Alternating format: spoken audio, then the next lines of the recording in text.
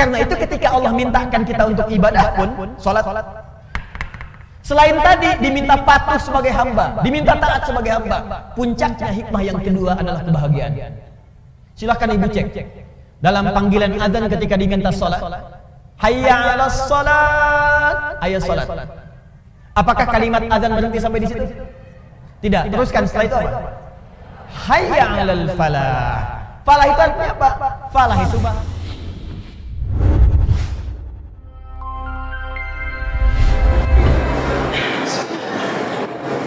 Assalamualaikum warahmatullahi wabarakatuh.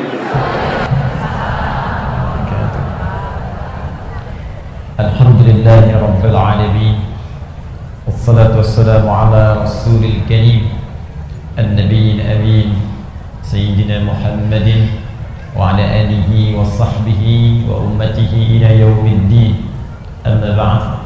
Fa ya ibadallah, usi nafsi wa iyyakum bi taqwallahi faqad faza al-muttaqun. فلا تموتن إلا وأنتم مسلمون. فقال تعالى يا أيها الذين آمنوا اتقوا الله حق تقاته ولا تموتن إلا وأنتم مسلمون. Para ibu sekalian, saudariku, baik yang di dalam ruangan masjid 1, lantai 2 ataupun di sekitaran halaman masjid yang tadi sempat kami lalui, saya bermohon kepada Allah mengawali kajian ini. Semoga seluruhnya mendapat kemuliaan yang sama di hadapan Allah Subhanahu wa taala. Dan semoga ta'lim kita hari ini selain mendatangkan rahmat dan barakah dari Allah, juga insyaallah menggugurkan dosa-dosa yang pernah kita kerjakan dalam hidup.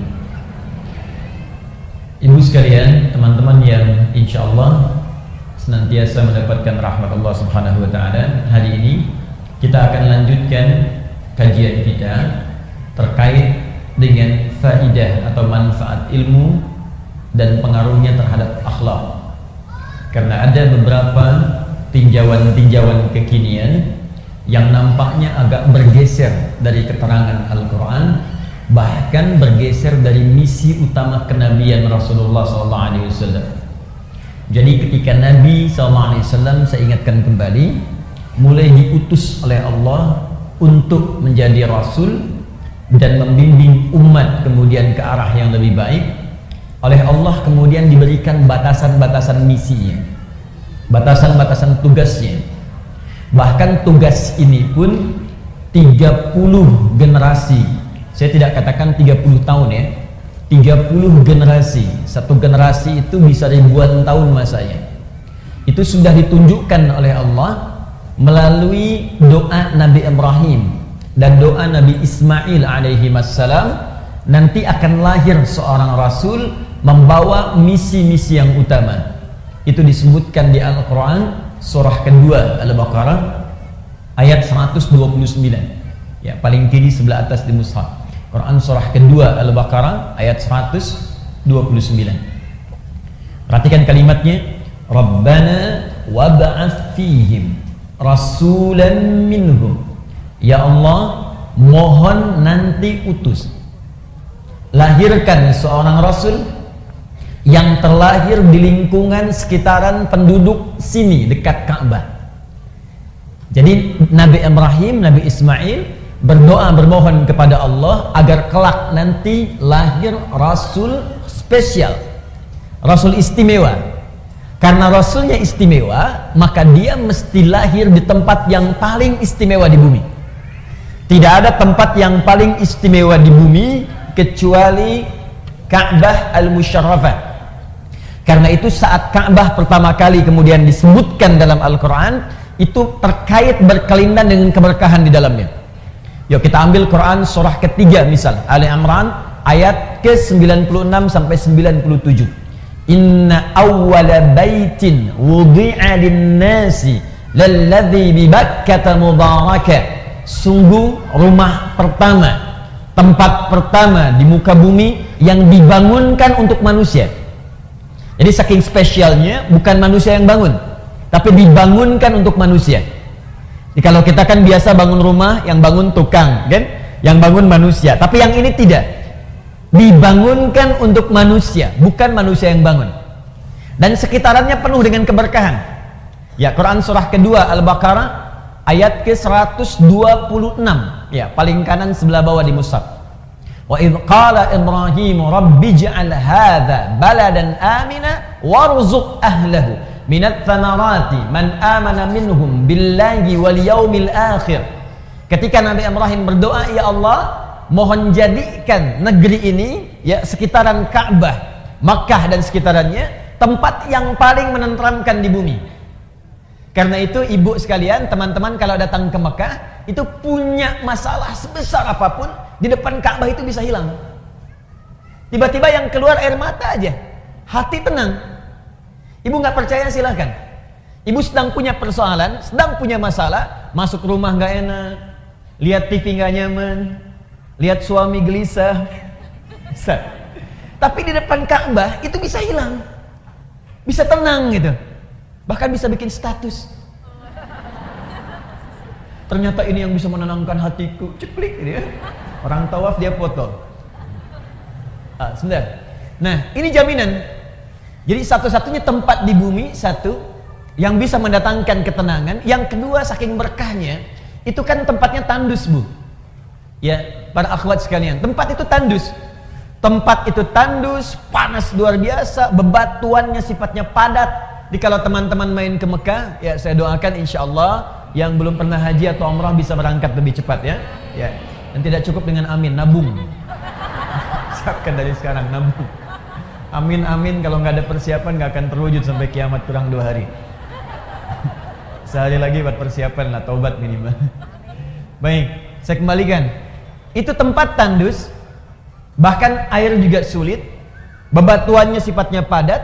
Itu ada di Quran surah ke-14 ayat 37. Ya, sifatnya biwadin ghairi dhi zar'in 'inda baitikal muharram. Kata Nabi Ibrahim, ya Allah, saya tinggalkan anak keturunanku ini di satu tempat di lembah yang tandus. Lembah yang tandus, air pun sulit didapatkan, tumbuhan gak tumbuh. Cuma memang berkahnya inda baitikal muharram, karena dekat dengan Ka'bah ini, maka dia dapat keberkahan. Walaupun tak bisa tumbuh tanaman, batunya tandus luar biasa, pekat dan kuat luar biasa, tapi karena berkah, hampir semua buah-buahan itu ada di sana. Pisang ada, pohon pisang nggak ada, Bu, tapi pisangnya ada. Pohon apel nggak ada, apelnya ada. Pohon jeruk nggak ada, jeruknya ada. Itu cuma sekitaran Ka'bah al-Musyarrafah. Karena yang dilahirkan Rasul istimewa, maka kata Nabi Ibrahim, Nabi Ismail, ya Allah, mohon lahirkan seorang Rasul yang istimewa. Saking istimewanya, tempatnya harus di tempat yang istimewa, di dekat Ka'bah al-Musyarrafah. Tidak ada satu Rasul pun dari sejak Nabi Adam alaihissalam yang terlahir di dekat Ka'bah kecuali Nabi Muhammad sallallahu alaihi wasallam. Ya, Nabi Muhammad. Saya pernah tunjukkan kepada ibu dulu, masih ingat? Kalau ini Ka'bah kurang lebih seperti ini. Misal di sini bagian sisi Hajar Aswadnya, kita tarik garis lurus ke sini. Ya, sekitar 250 meter dari Hajar Aswad. Tarik lurus, sini bertemu dengan Bukit Safa. Lantai paling bawah bertemu dengan Babus Salam. Dari Babus Salam naik sedikit ke atas, di sini ada eskalator pertama, eskalator kedua. Ini ada tangga, ya, tangga biasa. Naik ke atas lurus sampai di sini. Di sini ada rumah yang sekarang menjadi perpustakaan, Al-Maktabah Al-Qadimah, Maktabah Makkah Al-Mukarramah. Sini ada perpustakaan, sini tempat air, ngambil air zam-zam yang menggunakan jerigen. Jerigennya dijual di sebelah sini, ada yang 10 real, ada yang 5 real. Ngambilnya ke sini. Nabi lahir di sini. Tempat ini disebut dengan Maulid Nabi sallallahu alaihi wasallam, tempat dilahirkannya Nabi Muhammad sallallahu alaihi wasallam. Nah, yang ingin saya katakan, ketika keduanya berdoa, Nabi Ismail, Nabi Ibrahim alaihi wassalam, ya Allah, nanti utus seorang Rasul yang lahirnya dekat tempat mulia ini. Ini persis yang dimaksud Nabi Muhammad sallallahu alaihi wasallam. Jadi Nabi Muhammad itu kelahirannya didoakan 30 generasi sebelum lahirnya beliau. Itu ribuan tahun masanya. Nabi Ibrahim ke Nabi Muhammad itu sallallahu alaihi wasallam itu jaraknya 30 generasi, Bu.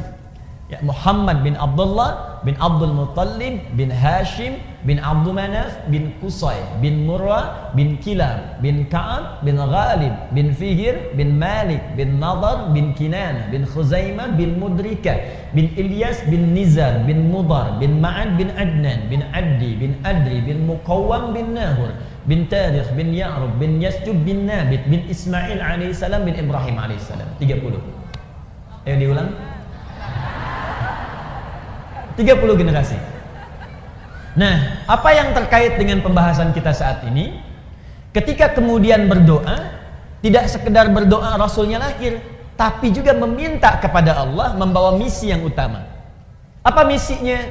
1. Kembali ke Quran surah kedua Al-Baqarah tadi ayat 129. Perhatikan 4 misinya. 1. Yatslu alaihim ayatika. Ya Allah, mohon perkenankan Rasul ini nanti saat ia ditugaskan menjadi Rasul akan membimbing umatnya dengan ayat-ayatmu, membacakan, mengajarkan kepada umatnya ayat-ayatmu. Yatslu alaihim ayatika. Maka Allah kemudian kabulkan, diturunkanlah ayat-ayat. Mulai Quran surah ke-96 ayat yang pertama, Iqra bismi rabbikal ladzi khalaq, sampai terkumpul dari Al-Fatihah sampai An-Nas. Karena dibacakan, didengar bacaan-bacaan yang dibacakan disebut dengan qiraah. Ya, kalau dibacakan terus tanpa pernah bosan, berulang-ulang disebut dengan Quran namanya. Quran. Kalau beda dengan bacaan biasa mungkin ada yang terus dibacakan tapi bosan. Yang ini dijamin oleh Allah terus dibacakan, terus diulang. Bahkan setiap hari manusia bisa 17 kali mengulangnya dan tidak pernah ada yang bosan.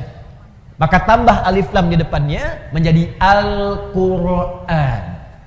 Al-Quran. Satu-satunya kitab di muka bumi, kitab suci, satu-satunya yang dibacakan 17 kali setiap hari oleh setiap muslim dan tidak pernah ada yang mengeluh bosan.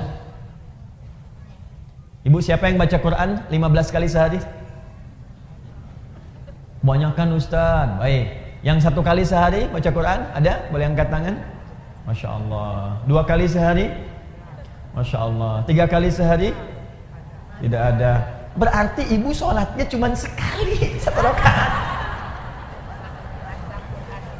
Berarti sholat subuh tadi 1 rakaat ya?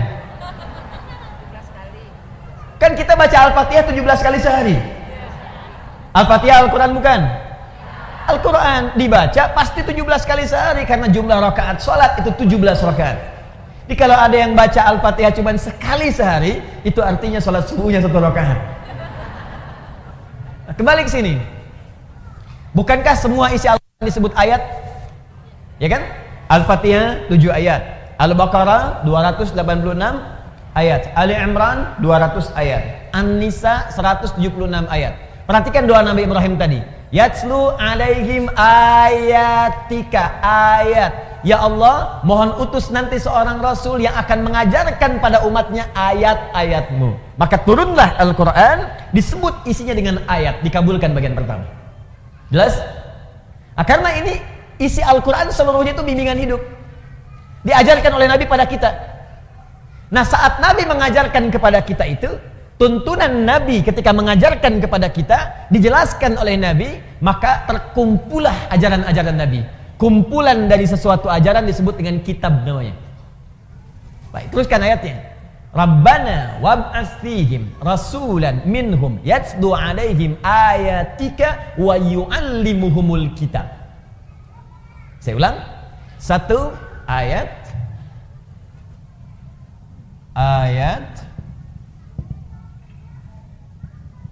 lebih begini. Kedua, wa yu'allimuhumul kitab.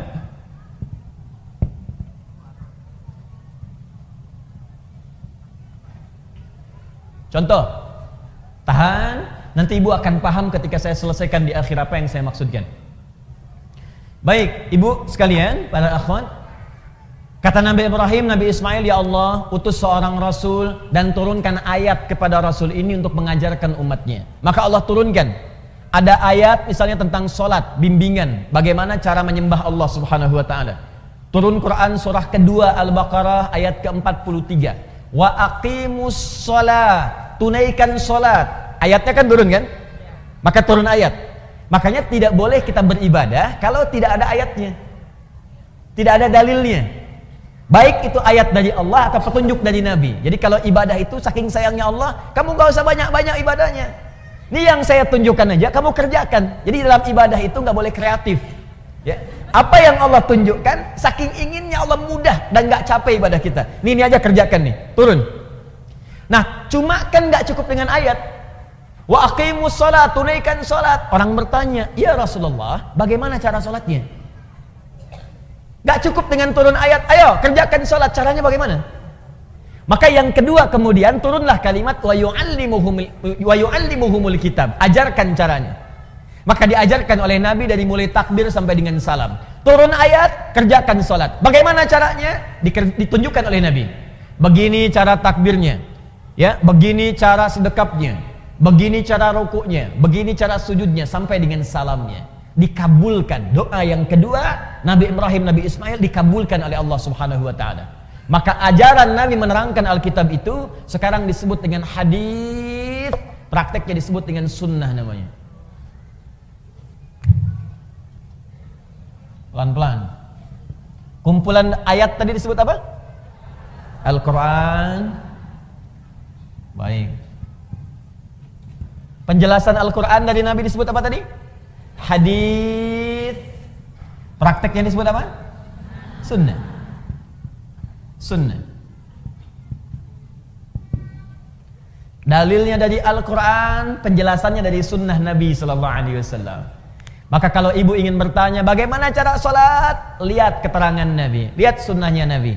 Maka turunlah kemudian bimbingan-bimbingan Nabi ini dibukukan supaya kita mudah pelajari. Nah tadi saya sampaikan sesuatu yang dikumpulkan, sesuatu yang dibukukan disebut dengan kitab namanya. Maka para ulama sekarang mengumpulkan bimbingan-bimbingan Nabi disebut dengan kitab. Maka muncullah apa yang disebut dengan kitab hadis. Ibu kalau ingin lihat misalnya bagaimana Nabi mengajarkan sholat, lihat kitab hadis.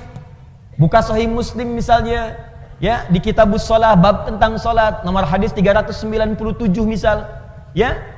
Bagaimana caranya? Kata Abu Hurairah, kata Nabi, idza qumta ilas shalah, jika Anda ingin menunaikan salat dengan sempurna, asbigil wudu, sempurnakan dulu wudunya, thumma istaqbilil qiblah, kemudian menghadap ke arah kiblat, setelah kemudian siap, thumma fakabbir, kemudian bertakbir, farafa'a yadayhi hadwa mankibaihi, maka letakkan telapak tangannya kemudian sejajar dengan bahunya di sini.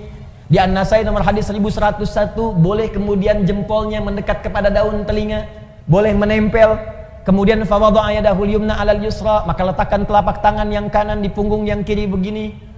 Pas. Boleh pergelangan bertemu dengan pergelangan, rusgun ala rusgin. Ini pergelangan bertemu pergelangan di sini. Boleh begini, boleh begini. Tapi yang begini langsung, ya. Jadi begitu takbir Allahu Akbar begini, jadi nggak diukur dulu. Allah. Boleh ke sini, Sa'id di sini. Tapi tidak boleh ke sini. Di sini tidak boleh, Bu. Ya. Dah kumaha tuh Ustaz, abi mah dari puncak salat subuhna. Subuh begini. Nah, ini enggak boleh. Ya, tetap sampai sini, enggak boleh sampai sini. Kata Nabi, jangan engkau salat seperti orang yang sombong, meletakkan telapak tangannya sampai dengan kemudian di sikunya, mirfaq begini. Kayak orang punya proyek lihat-lihat begini, ya. Nah, sampai sini. Ada yang dikerjakan, ada yang dilarang. Secara singkat bimbingannya ini terkumpul dalam kitab, diterangkan dalam hadis, dipraktikkan dalam sunnah. Jelas sampai sini? Nah, tapi nggak cukup sampai sini. Awas, hati-hati. Nggak cukup kita belajar Al-Quran, sunnah. Al-Quran, sunnah. Ada dua lagi. Ada dua lagi. Dan dua ini, apalagi nanti yang terakhir, yang keempat, itu adalah parameter, ukuran keberhasilan seorang muslim mempelajari Al-Quran dan sunnah. Jadi kalau Anda diajak untuk belajar atau ibu kemudian belajar Al-Quran, ini sunnahnya, Al-Quran ini sunnahnya. Tapi kemudian pelajaran itu tidak menghasilkan hasil yang keempat. Hasil yang keempat ini artinya ada yang keliru dalam proses belajarnya. Jelas sampai sini? Baik. 3. Sebelum sampai ke yang ketiga, yang ini menjadi dalil. Dua-duanya dalil. Sudah? Ini kumpulannya disebut dengan kitab, penjelasannya dari hadis, tuntunannya disebut apa namanya?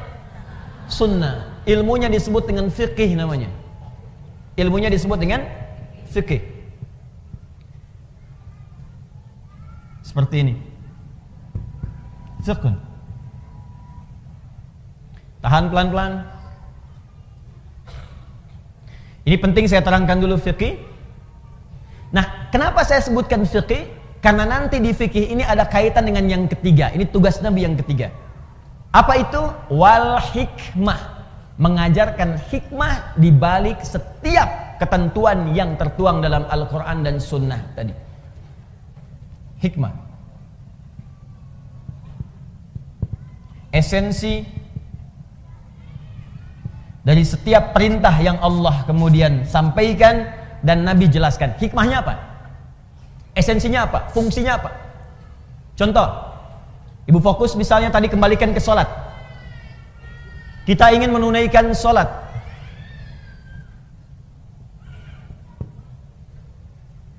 Saat kita akan kerjakan sholat, sholat ibadah bukan?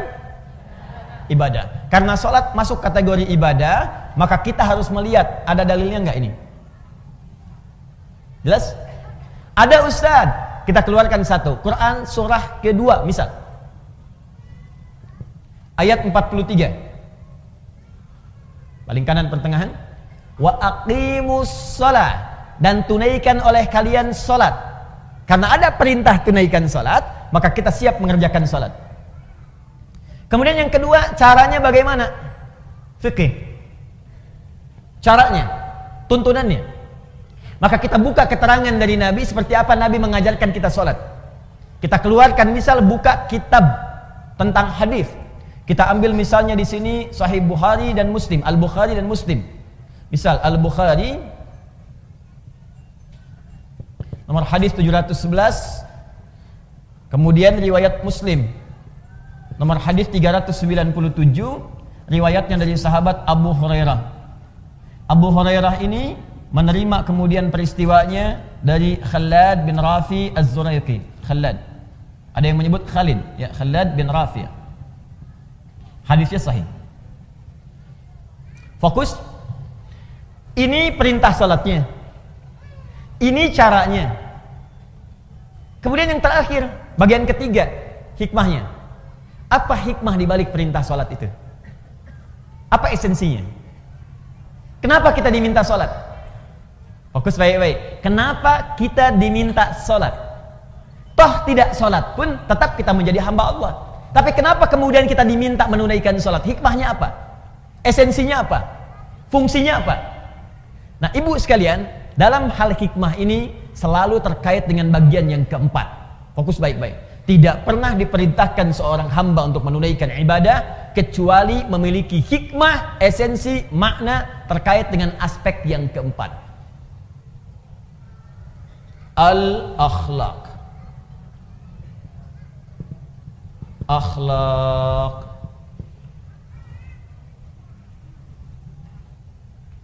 Tahan. Saya kembalikan ke nomor 3 dulu sebelum kita masuk ke akhlak.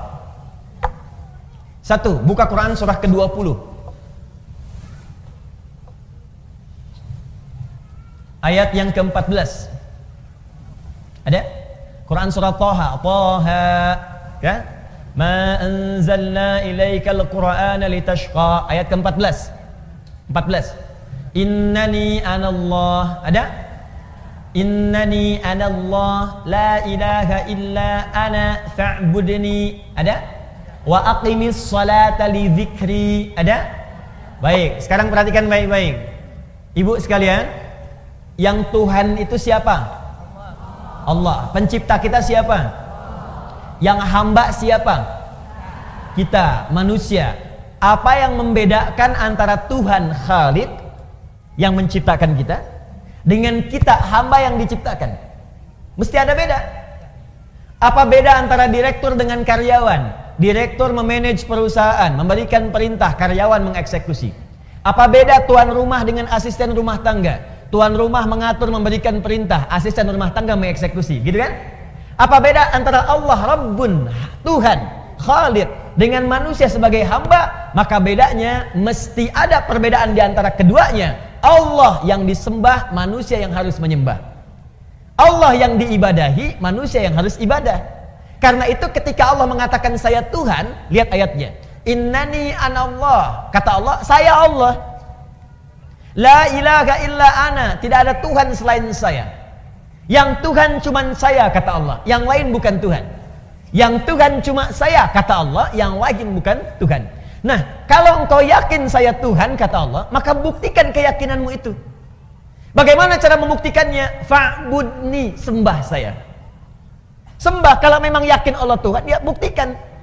Cara membuktikannya, kita sujud kepadanya, kita menyembahnya. Bagaimana cara menyembahmu ya Allah? Teruskan ayatnya. Wa aqimis shalah, tunaikan salat. Jadi ketika kita diminta menunaikan salat itu, salah satu hikmahnya untuk menegaskan dan menegaskan pembuktian kita bahwa kita memang hamba, bukan Tuhan. Makanya kalau ada orang, manusia, selama hidupnya nggak pernah sholat, maka ada yang salah dengan dirinya, seakan-akan dia merasa sebagai Tuhan. Kalau ibu manusia, pasti ibu sholat. Kalau ibu makhluk, pasti sholat. Kalau ibu hamba, pasti sholat. Karena ciri seorang hamba dalam Al-Quran disebutkan, yang pertamanya, dia mau ibadah kepada Allah Subhanahu wa Ta'ala. Karena itu Allah murka pada setiap hamba yang tidak mau ibadah, karena ini keluar dari ciri kehambaannya. Jelas sampai sini? Nah, makanya ketika dipanggil misalnya Allahu Akbar, adzan, itu seakan-akan pertanyaan kepada kita. Kamu manusia bukan? Kamu manusia bukan? Cuman ada satu makhluk yang turun ke muka bumi ini, hati-hati bu ya, yang selama dia turun gak pernah mau sholat kepada Allah Subhanahu wa Ta'ala. Jadi yang turun ke muka bumi ada dua jenis makhluk bu, dua jenis makhluk. Satu manusia, yang kedua setan. Saya ulang ya, satu manusia, yang kedua setan. Itu ada di Quran surah kedua Al-Baqarah ayat 38 paling kanan sebelah atas. Qul nahbiqu minha jami'a. Hei kalian semua, Adam, Hawa plus iblis, setan yang menggodanya, turun semua ke bumi. Fa imma ya'tiyannakum minni huda, maka kalau ada petunjuk dariku, hudan itu artinya petunjuk.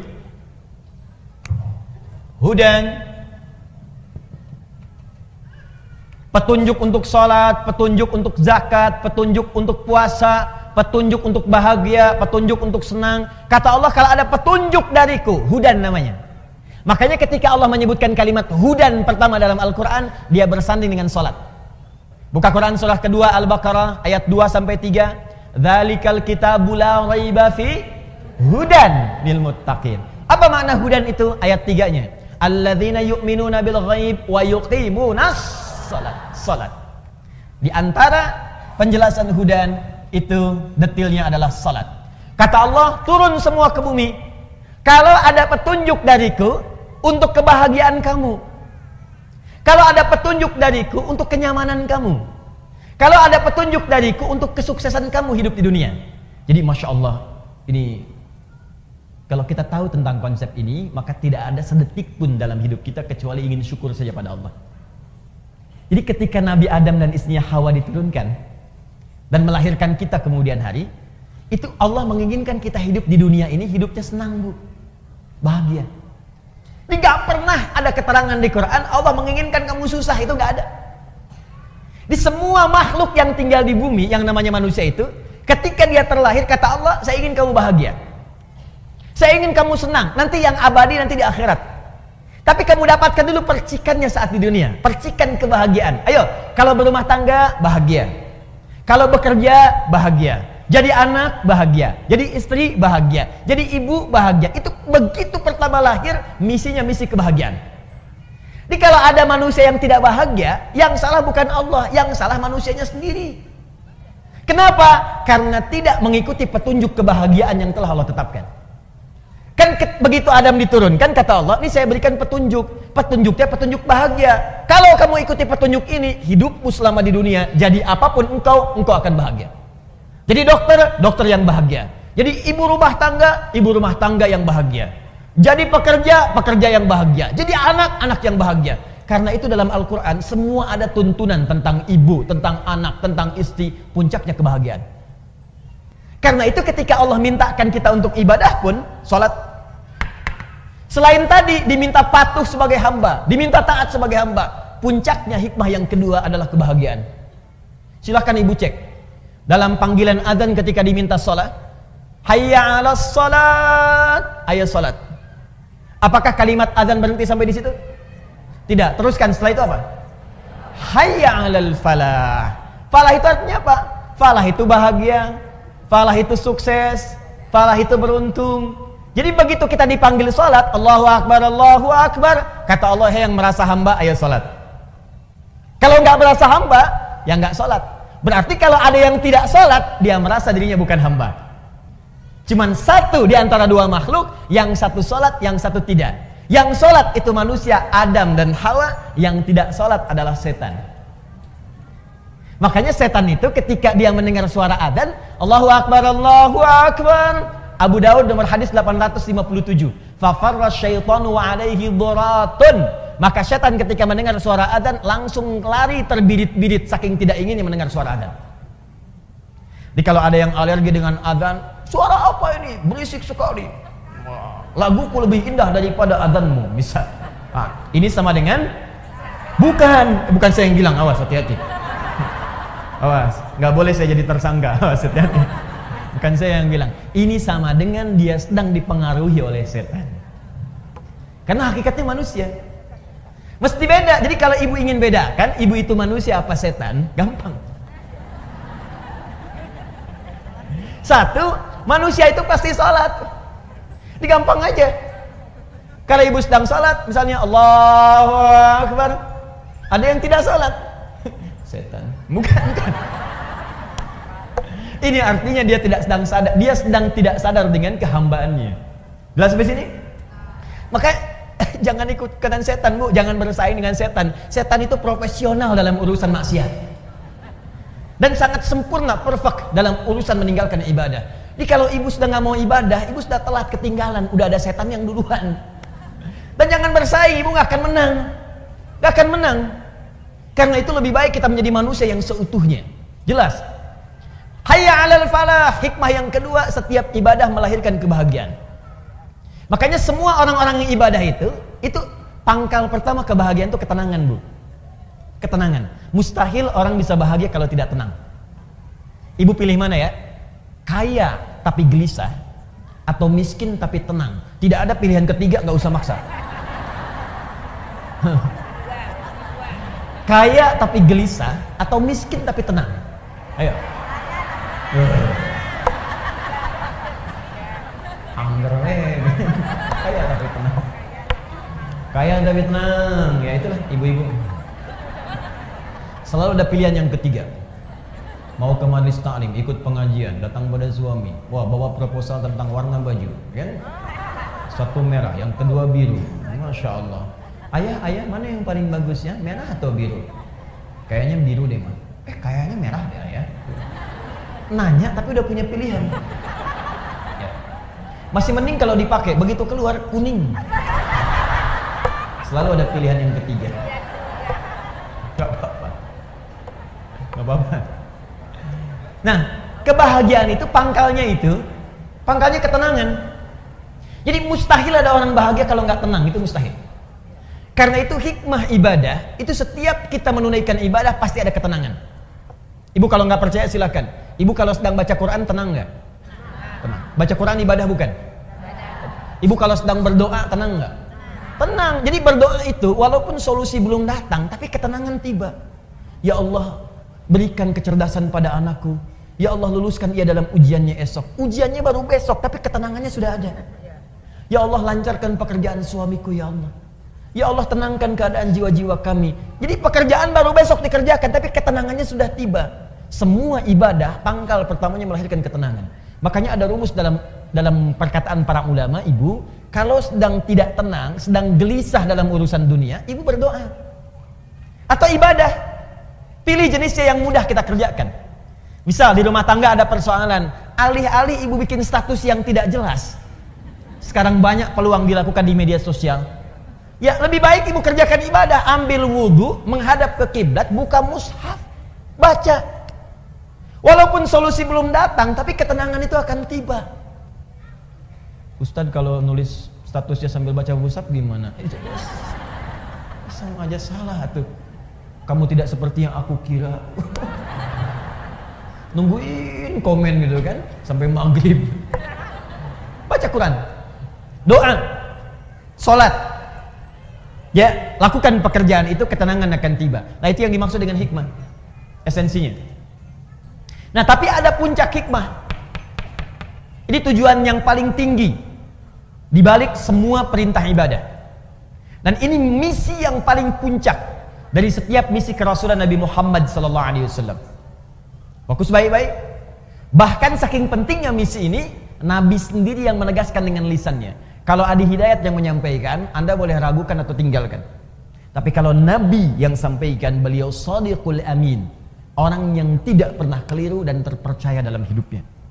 Ya, tidak pernah berbuat salah dalam pengertian keliru, apalagi dusta. Maaf, dan beliau senantiasa dipercaya bahkan oleh lawan-lawannya. Shadiqul Amin. Apa perkataan Nabi? Buka dalam kitab Syu'abul Iman, diriwayatkan oleh Al-Imam Al-Baihaqi, dikenal dengan Sunan Al-Baihaqi, kitabnya Syu'abul Iman,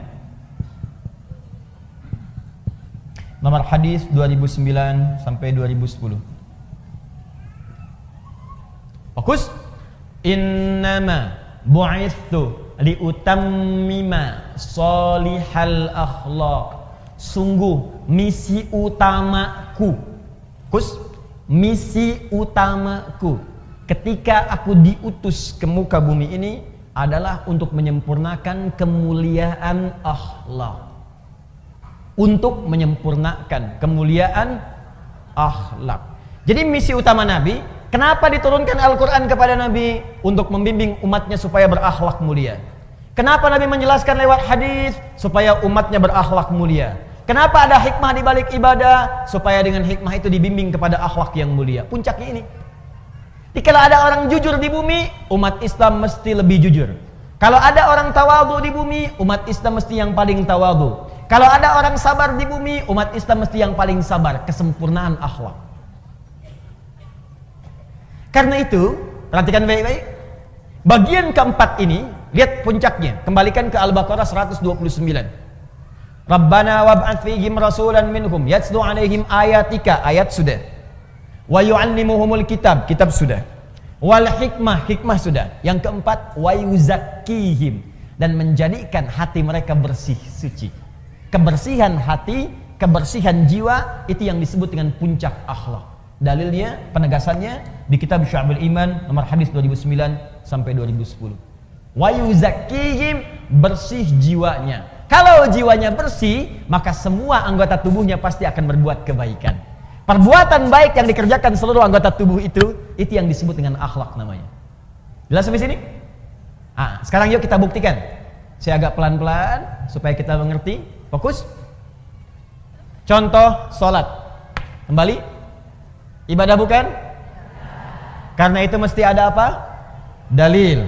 Ambil dari Al-Quran. Dalilnya Quran surah kedua ayat 43. Jelas? Baik. Caranya bagaimana? Yu'allimuhumul kitab. Lihat di Al-Bukhari hadisnya. Lihat di Muslim. Ini cara sholatnya. Jadi nggak boleh ngarang-ngarang cara sholat sendiri. Tidak boleh.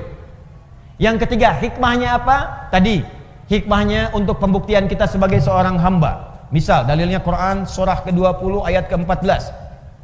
Hikmahnya apalagi tadi? Untuk mendatangkan kebahagiaan. Misal Quran surah ke-23 ayat 1 sampai 2. Qad aflahal mu'minun. Sungguh orang beriman akan menggenggam kebahagiaan dan kesuksesan. Apa amalannya? Ayat keduanya, alladzina hum fi salatihim khashi'un. Yaitu orang-orang yang sholatnya khusyuk. Di puncak kebahagiaan bisa diraih dengan sholat yang khusyuk. Nah sekarang bagian terakhir. Sholat yang baik itu pasti akan berdampak kepada akhlak. Akhlak yang mulia. Maaf, mata orang yang sholat pasti baik. Telinga orang yang sholat pasti mendengar yang baik. Tangan orang yang sholat mengerjakan yang baik. Kaki orang yang sholat akan melangkah kepada yang baik. Apa dalil dari semua ini? Semua perbuatan ibadah puncak tertingginya akhlak. Dalilnya diantaranya buka Quran surah ke-29 ayat ke-45.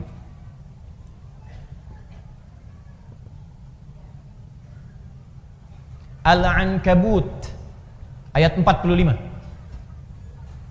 Ibu hafal insyaallah pertengahannya, cuman awalnya aja barangkali yang sering dilupakan. Buktinya gampang. Innas sholata tanha. Oh. Itu pertengahannya. Awalnya utlu ma uhya ilaika minal kitab. Tuh, lihat utslu tilawah, Bu. Coba Ibu bandingkan dengan Al-Baqarah 129. Rabbana wab'ats fihim rasulan minhum yatslu alaihim ayatika. Yatslu itu baca, pelajari. Perintahnya utslu. Sebelum Anda sholat, baca dulu, pelajari dulu, lihat keterangan yang bersumber dari Nabi. Utslu, watslu, utslu. Lihat ayatnya, lihat keterangannya. Ada kan?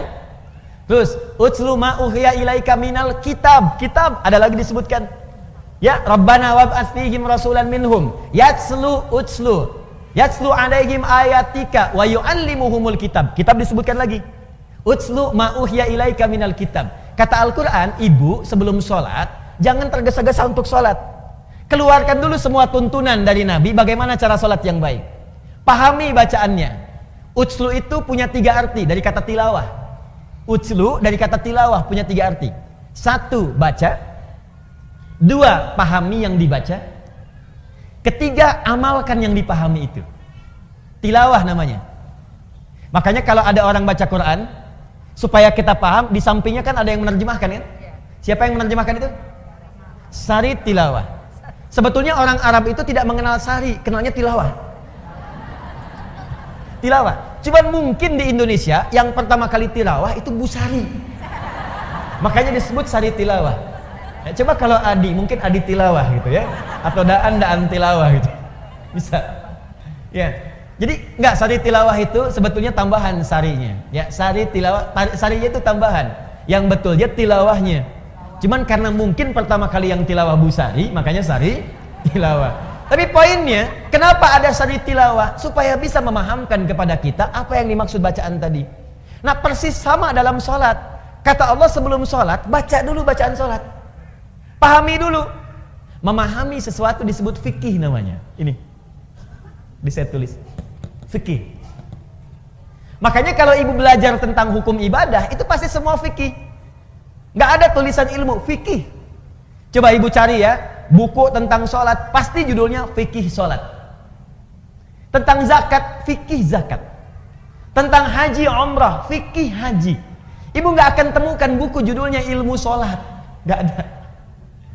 Ilmu haji nggak ada. Yang ada fikih. Apa maksud kalimat fikih ini? Paham. Maksudnya kata Allah, hei engkau, kalau engkau ingin khusyuk dalam sholatmu, ingin nikmat sholatmu, maka pahami bacaan dan gerakan sholat itu. Jangan sampai engkau sholat tapi tidak mengerti yang dibaca. Coba jujur pada diri kita masing-masing ya. Jujur saja. Dari sekian ribuan kali sholat yang kita tunaikan, ruku dan sujud, berapa persen bacaan sholat yang dipahami?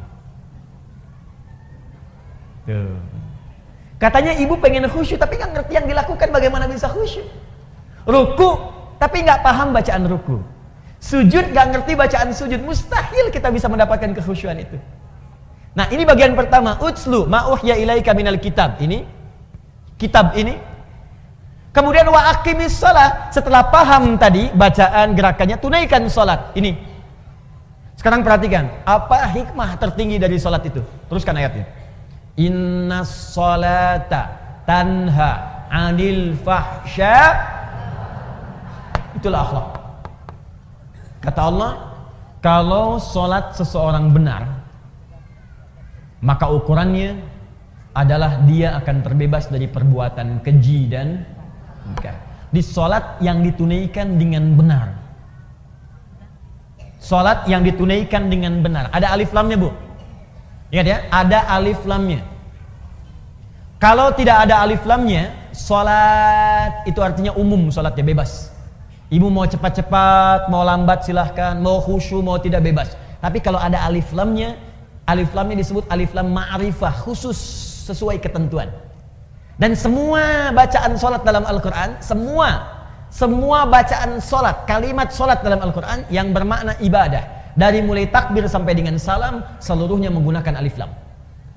Kalimat sholat pertama Al-Baqarah ayat 3. alladzina yu'minuna bil ghaib wa yuqimunas shalah. Al-Baqarah 43, wa aqimus shalah. 45, wasta'inu bis sabri was shalah. 153, ya ayyuhalladzina amanu ista'inu bis sabri was shalah. 238, hafizu 'alas shalawat. Quran surah ke-11 misalnya ayat 114, aqimis sholata tarafail lail. Quran surah ke-17 ayat ke misalnya 78, aqimis sholata liduluki syamsi. Selalu pakai alif lam.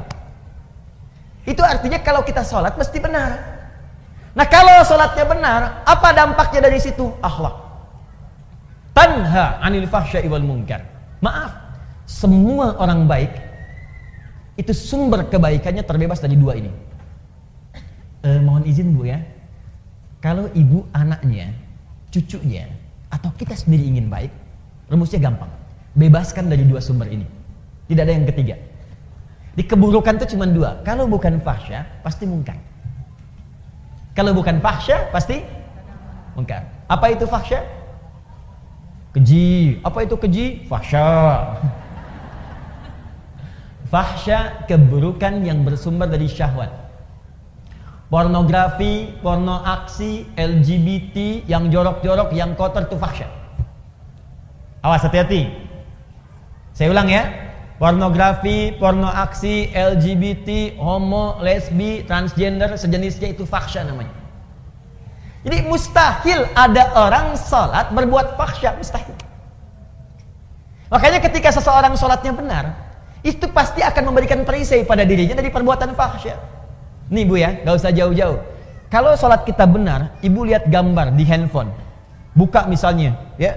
Begitu ingin lihat berita, tiba-tiba ada gambar yang tidak elok. Itu kalau sholat kita benar, dalam hati kita ada yang disebut dengan burhan namanya. Apa namanya? Burhan. Ada Ustadz Yusuf Burhan. Burhan. Laula an ra'a burhana rabbi. Burhan. Burhan itu petunjuk Allah. Saya ulang ya. Burhan itu petunjuk Allah yang muncul dalam hati, yang menjauhkan kita dari maksiat. Petunjuk Allah yang muncul dalam hati, yang menjauhkan kita dari maksiat. Nabi Yusuf pernah diajak berduaan oleh seorang perempuan, istri seorang pembesar, untuk melakukan hubungan yang tidak dibenarkan. Ya, ini dalil tidak dibenarkannya. Awas, perbuatan zina di luar nikah. Hati-hati di surat Yusuf. Ya, walaqad hammat bihi, ya, wa hamma biha laula an ra'a burhana rabbi. Perempuan itu mengajak Yusuf untuk berduaan. Perempuan itu telah memiliki suami. Yusuf belum menikah sama sekali, diajak berduaan. Ini dalil jelas dalam Al-Quran tidak diperbolehkannya hubungan seksual di luar pernikahan. Jadi nggak usah bikin disertasi, capek. Ya, udah satu ayat baca selesai. Ini artinya orangnya jarang baca Quran. Balik ke sini. Ketika kemudian ditampakkan oleh Allah, laula ara'a burhana rabbi. Kalau dia tidak merasakan, melihat burhan, petunjuk di hatinya dari Allah, ini salah, jangan lakukan. Kalau Nabi itu pasti dijaga, maksum. Nabi nggak mungkin berbuat maksiat, dijaga. Kalau kita karena bukan Nabi, dorongan nafsu itu ada, tapi oleh Allah diberikan pancaran di hatinya supaya mencegah dia berbuat maksiat. Makanya ibu sering dengar suara hati ketika berbuat salah. Kalau nggak percaya begini Bu, tes ya, tes. Masih ada nggak nih? Nanti keluar dari sini, ibu coba pakai sendal orang lain. Ngetes, awas, bukan dia lakukan, ngetes. Pakai aja. Punya saya, kata Ustadz Adi. Ini cuma cek. Cek ya. Lihat sini, ibu pakai. Begitu ibu pakai itu, nanti akan ada suara hati dalam benak kita. Itu bukan punya kamu. Pasti itu. Ada snack aja, snack dikasih itu. Di samping misalnya, ibu mau ambil aquanya. Ketika itu bukan untuk ibu, hati ibu akan mengatakan, itu bukan punya kamu. Iya. Selalu begitu. Itu burhan namanya. Nah makanya orang-orang yang sholatnya bagus, itu pasti sinyal burhannya kuat Bu.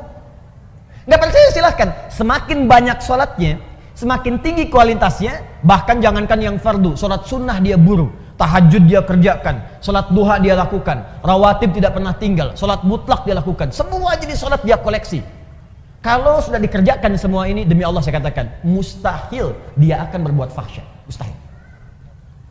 Sebaliknya, kalau ada orang masih berbuat fahsya, senang berkata kotor, apalagi berbuat seperti yang tadi, pelaku di pornografi, ada porno aksi, aktif di LGBT, tapi masih kelihatan sholat, itu pasti ada yang salah dalam sholatnya.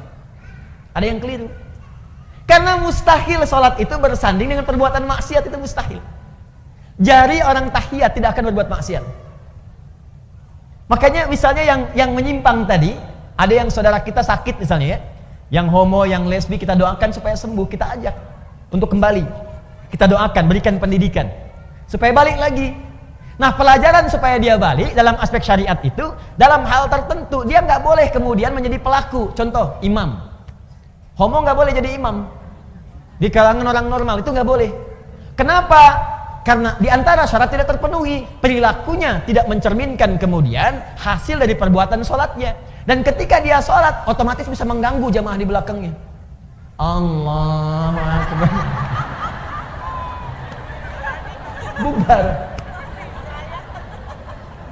Bubar sholatnya. Jelas ya? Baik, jadi mustahil Bu, mustahil ada orang sholat berbuat fahsya, itu mustahil. Awas, saya maksud bukan ibu. Kalau pulang ke rumah ada anak, senang lihat tayangan yang tidak bagus, main-main di lingkungan yang tidak baik, maka coba lihat sholatnya. Yakin saya, kalau enggak dia bolong-bolong, pasti enggak maksimal sholatnya. 2, mungkar.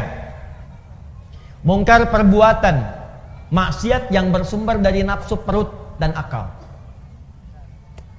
Jadi kebutuhannya kebutuhan perut dan direncanakan oleh akal.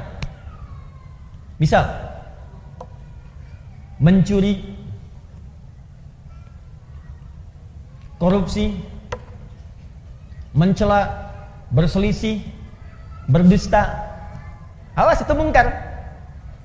Mencela itu perbuatan mungkar, makanya ada larangan mencela. Quran surah ke-49 ayat yang ke-11. Ya ayyuhalladzina amanu la yashar qaumin qaum, jangan saling mencela.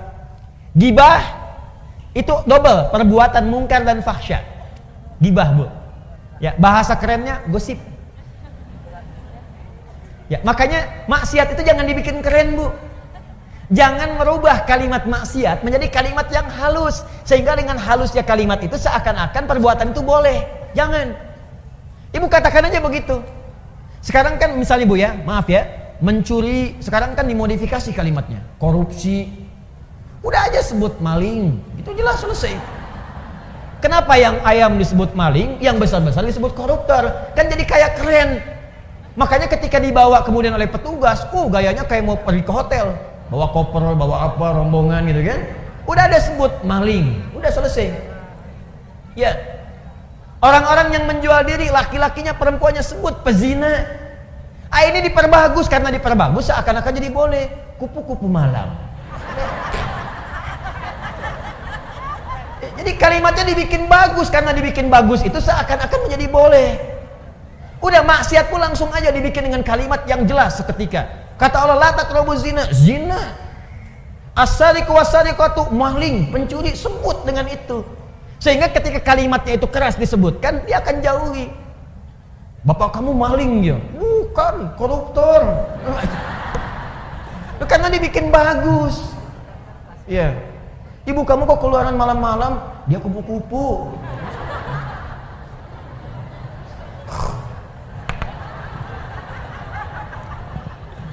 Paham? Nah, jadi orang kalau salatnya benar itu pasti lahirnya akhlak. Dia akan menjauhi perselisihan. Dia akan menjauhi gibah, gosip. Awas, Bu. Maaf ya, saya tunjuk ibu karena memang pesan di Qur'annya itu lebih kuat ke perempuan. Laki-laki mungkin, tapi perempuan lebih kuat cenderungannya. Itu ada di surat Ibu. Ya, surat An-Nisa ayat 34, paling kiri sebelah atas. Saya lompat sedikit. Quran surah keempat, surat Ibu-ibu ayat 34, paling kiri sebelah atas. Ar-rijalu qawwamuna 'alan nisa bima faddalallahu ba'dahum 'ala ba'din wa bima anfaqu min amwalihim. Ada ayatnya? Oke, sekarang lihat pertengahan ayatnya. Fas-salihatu, Maka istri-istri yang solehah itu, perempuan-perempuan yang solehah itu, siapa yang ingin jadi perempuan solehah boleh angkat tangan. Baik, sekarang turunkan tangannya. Saya tidak butuh tangannya, tapi yang saya butuhkan adalah kesesuaian dengan ciri ayatnya. Ibu ngangkat sampai ke lantai 2, sampai ke kubah. Kalau nggak sesuai dengan ciri ayat ini, maka tidak akan pernah selaras dengan apa yang Allah inginkan. Nah, sekarang lihat, fas-salihatu. Ciri istri solihah itu kata Allah yang utamanya ada 2. Satu, qanitatun. Qanita, jamaknya qanitat. Ibu qanita, apa artinya? Qanitat itu artinya orang yang taat kepada Allah. Kalau dalam konteks istri, orang yang taat kepada Allah dengan cara menaati suaminya pada yang baik-baik menurut Allah. Itu cara memahaminya. Di istri yang solihah itu, dia taat kepada Allah. Bagaimana cara taatnya? Menaati suaminya sepanjang suaminya minta yang baik menurut Allah. Misal, kata suami, "Ma, berhijab ya, insya Allah ya, solihah. Ma, besok ikut taklim ya, insya Allah Pak, solihah. Ma, malam tahajud ya, insya Allah Pak, solihah. Ma, besok baca Quran ya, Pak nanti aja deh, setengah solihah." Ngapain sih Pak Quran melulu? Tidak solihah. Jelas? Nah, jadi ibu, kalau suami minta pada yang baik-baik, ibu cepat kerjakan. Sebetulnya bukan suami yang minta, tapi Allah yang menurunkan lewat perintah itu untuk bertanya kepada Anda. Hei, kamu solihah bukan? Kamu solihah tidak? Tidak Ustadz, saya anak. Bukan namanya, sifatnya. Di ketika lewat kemudian di kalimat Ustadz, apalagi di kalimat suami, itu untuk mengecek sifat solihah itu ada tidak. Mama, nanti mama malam tahajud ya, kalau papa terlampau capek mama bangun. Papa gimana sih nyuruh tapi tidak dilaksanakan? Jangan lihat kalimat itunya bu, lihat kalimat perintahnya. Boleh jadi itu titipan Allah untuk menaikkan level solihah ibu. Karena itu ketika suami dipasangkan dengan istri, seringkali Allah kirimkan kemudian karakter-karakter pada suami, perintah-perintah pada suami, sebetulnya untuk menyempurnakan sifat istri. Itu hikmahnya. Dan sebaliknya, diturunkan kemudian pasangan pada istri yang serupa, karena ini kemudian lahan untuk menyempurnakan sifat suami. Makanya pasangan itu pasti sesuai. Dan jangan pernah mengharapkan pasangan orang. Kenapa suami saya tidak seperti Ustadz ya? Udah itu jalurnya. Jelas ya? Nah, cirinya itu. Tapi kalau suami memerintahkan kepada yang tidak baik menurut Allah, ibu boleh tolak dengan cara yang lembut. Ma, besok papa ada family gathering di perusahaan. Mama kan tahu level papa di perusahaan. Yang lain gak ada yang pakai jilbab, ma. Lepas dulu lah, paling cuma 30 menit. Ibu boleh tolak dengan cara yang lembut. Pak, pekerjaan rezeki itu sudah Allah atur, Pak. Yang belum teratur kan surga kita. Mama khawatir ketika jilbab ini dilepas kita terpisah di surga. Lebih baik kita kenakan ini, dan ini bisa mengantarkan kita pada rezeki yang baik dan ridha Allah Subhanahu wa taala. Khawatir gimana kalau nanti saat dibuka mama wafat? Siapa yang tanggung jawab? Itu lebih indah masuk ke dalam hati dibandingkan dengan celaan dan kagetan. Lepas dulu ya, Ma. Apa? Paham ya? Itu begitulah. Walaupun memang tidak mudah. Ustadz juga sama ya. Sama. Makanya jarang Ustadz ceramah bawa istrinya. Itu sangat jarang. Ini live, Mas. Nanti kita selesaikan di rumah. 2. Nah, ini kaitan dengan yang tadi. Hafizatun lil ghaibi bima hafizallah. Ciri istri salihah itu adalah menjaga nama baik keluarga, suami, khususnya ketika tidak sedang bersamanya. Perhatikan baik-baik. Yang telah Allah tutupi. Jadi kalau ada aib di rumah tangga, kata Allah jangan buka keluar. Ini jaminan Allah, Bu ya. Sepanjang ibu tidak buka keluar, maka Allah akan tutup sampai dengan hari kiamat. Makanya kata Nabi, kalau ada peristiwa terjadi malam hari nggak enak, siangnya jangan dibuka, tutup. Kalau ada peristiwa siang, jangan dibuka malamnya. Nah, ini yang terjadi seringkali, siang masih dibuka. Dan sekarang wasilahnya banyak, media sosial. Dia nggak keluar rumah tapi bisa bikin status di dalam rumah. Nah, yang paling tidak elok itu kadang-kadang ini menjadi bahan untuk berbuat maksiat. Padahal dia sholat, tapi masih dikerjakan. Yang digosipkan bukan urusan luar, yang dibawa keluar justru masalah di dalam rumah. Judulnya memang pengajian, datang. Ustadz belum tiba, ketemu kawan, saling bersalaman. Apa kabar? Iya sayang, kemana aja? Alhamdulillah sehat. Gimana kabarnya? Baik. Keluarga gimana? Sehat. Suami gimana? Di situ masalahnya.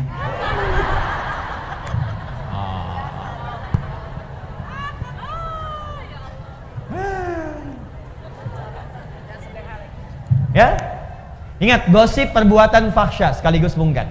Berselisih mungkar, mencela mungkar, menghina mungkar pada yang bukan tempatnya, karena ada nanti perbuatan yang harus dicela. Ingat, awas, hati-hati, mohon maaf, mencuri mungkar. Sekarang saya ingin tanya, ini kan baru contoh, fokus baik-baik. Salat ibadahnya, dalilnya sudah ada, ini prakteknya.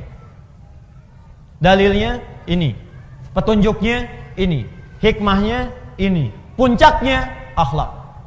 Di akhlak itu puncak dari semua ketentuan yang Allah turunkan kepada kita. Puncak salat, akhlak. Puncak zakat, akhlak. Puncak kemudian baca Quran, akhlak. Dan puncak ilmu pun akhlak.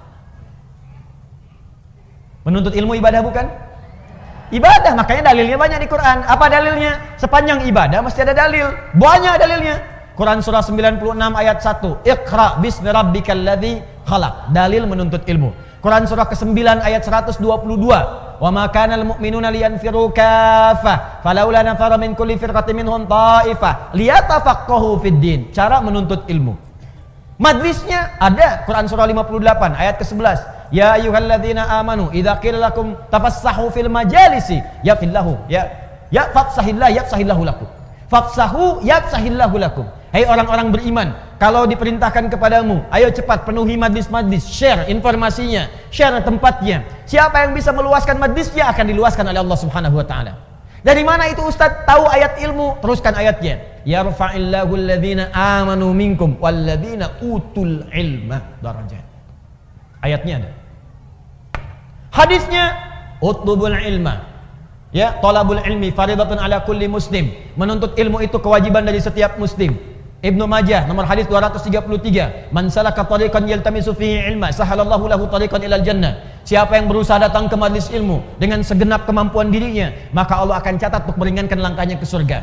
Al-Bukhari Kitabul Ilmi nomor hadis 71. Ya, perhatikan baik-baik. Man yuridillahu fihi khaira yufaqihu fid din. Siapa yang Allah inginkan menjadi orang yang lebih baik, maka dia akan didorong untuk belajar ilmu agama. Al-Qur'annya ada, hadisnya ada, hikmahnya banyak. Ilmu membuat orang lebih pintar, ilmu membuat turun ayatnya la yastawil ladzina ya'lamuna wal ladzina la ya'lamun. Tidak sama orang berilmu dengan yang tidak berilmu. Orang berilmu punya derajat di sisi Allah. Bertauhid harus pakai ilmu. Quran surah 47 ayat ke-19. Fa'lam, mesti punya ilmu annahu la ilaha illallah, untuk menetapkan tiada Tuhan selain Allah. Ilmu.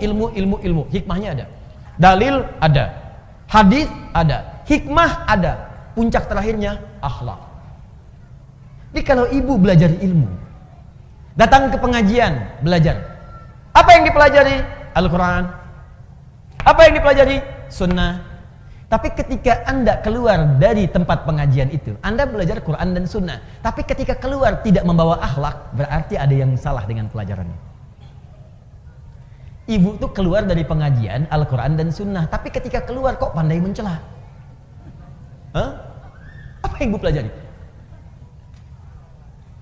Anda belajar Al-Quran dan Sunnah, begitu keluar dari pengajian pandai berselisih. Apa yang Anda pelajari? Semua sahabat yang belajar dengan Nabi, ketika akan praktek yang dibawa akhlak dulu. Silakan perhatikan baik-baik.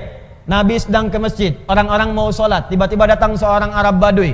Dia tidak tahu di mana toiletnya. Zaman Nabi nggak seperti masjid TSM seperti ini. Masjidnya bagus, ada karpetnya. Ini tanah. Sulit mencari toilet. Tiba-tiba Arab Baduy karena nggak tahu lari ke pojok masjid, buang air kecil di situ. Tiba-tiba Umar, Umar dengan pembawaan karakternya yang tegas, langsung ingin mengeksekusi. Woi, salah. Langsung pengen keluar. Kelihatan oleh Nabi, diajari akhlak oleh Nabi. Umar, biarkan aja. Tapi Nabi ini kan, dia belum tahu. Yang belum tahu diberitahu, bukan dimarahi. Biarkan dia selesai dengan hajatnya, siram dengan air bersihkan. Setelah itu beritahu, tempatnya bukan di sini. Tuh. Indah sekali ibu sekalian. Di banyak kejadian-kejadian yang Nabi contohkan lewat akhlak. Setelah itu Umar belajar. Setelah itu makin bijak, Masya Allah. Bijaknya luar biasa. Dalam setiap keputusannya. Umar setelah menjadi khalifah, jadi pemimpin, jadi presiden kalau sekarang, itu malam-malam selalu belusukan. Di Umar, inisiator belusukan di muka bumi. Belajar dari Nabi dan tidak pernah bawa kamera. Orang sekarang beda-beda dia, tapi Umar lain. Jalan. Begitu malam-malam jalan lihat rakyatnya, ada seorang ibu. Memiliki beberapa anak. Ditidurkan oleh ibunya. Ditidurkan itu bukan karena pengen tidur, karena lapar, menangis terus, tidak ada makanan. Dan saat menidurkan ini pura-pura ibu masak. Yang dimasak apa? Pasir isinya batu, digoreng-goreng. Sambil masak batu itu dia bersyair. Duhai khalifah, senang-senang tinggal di istana, rakyatmu melarat makan seadanya. Duhai khalifah, engkau makan enak, kami menggoreng-goreng batu tanpa ada makanan. Anakku kelaparan, tidak ada yang makan yang bisa diberikan. Umar lewat. Seketika, ketika mendengar dan melihat apa yang disaksikan itu, perhatikan kalimatnya. Ada celaan kepada Umar. Ada kemudian tuntutan kepada Umar. Umar tidak marah merespon itu, langsung lari ke Baitul Mal. Diambil kemudian gandum, dipikul dengan punggungnya. Ajudannya mengejar ingin bawakan, kata Umar, saya yang akan dihisab bukan engkau di hari kiamat. Dibawakan oleh Umar, datang ke tempat ibu itu, kemudian disingkirkan semua batu dan pasir tadi, dimasakkan oleh Umar langsung dengan tangannya, dan tidak pernah mengatakan saya khalifahnya, tidak. Jadi begitu dimasakin, si ibunya pun nggak tahu, dan Umar nggak perkenalkan dia Umar. Dimasak oleh Umar, ibunya yang paling menarik bu, sambil dimasakin sambil dicela oleh ibu itu. Duhai khalifah, enak-enak engkau tinggal di istana, orang lain yang datang memasakkan kepadaku. Duhai khalifah, engkau enak makan enak, orang lain datang kepadaku bukan engkau. Padahal itu Umar. Apa Umar berkata kemudian, ini saya bu, ya abdi Umar, tidak. Umar masak aja. Setelah itu disuapi oleh Umar, dibantu ibu itu dan pulang. Perhatikan pengajaran Nabi, sungguh indah. Makanya orang-orang yang belajarnya benar, itu puncak tertingginya itu pasti akhlak. Pasti akhlak. Ibu melihat ada orang masuk masjid, safnya belum lurus. Coba lihat, barangkali dia belum tahu. Orang yang belum tahu diberitahu, bukan dimarahi. Woi, belum lurus tuh, apa nggak tahu? Tidak. Bapak, itu belum lurus. Bu, yuk kita luruskan yuk supaya rapat. Biarin aja. Usil aja. Saya di sini sudah 10 tahun. 10 tahun.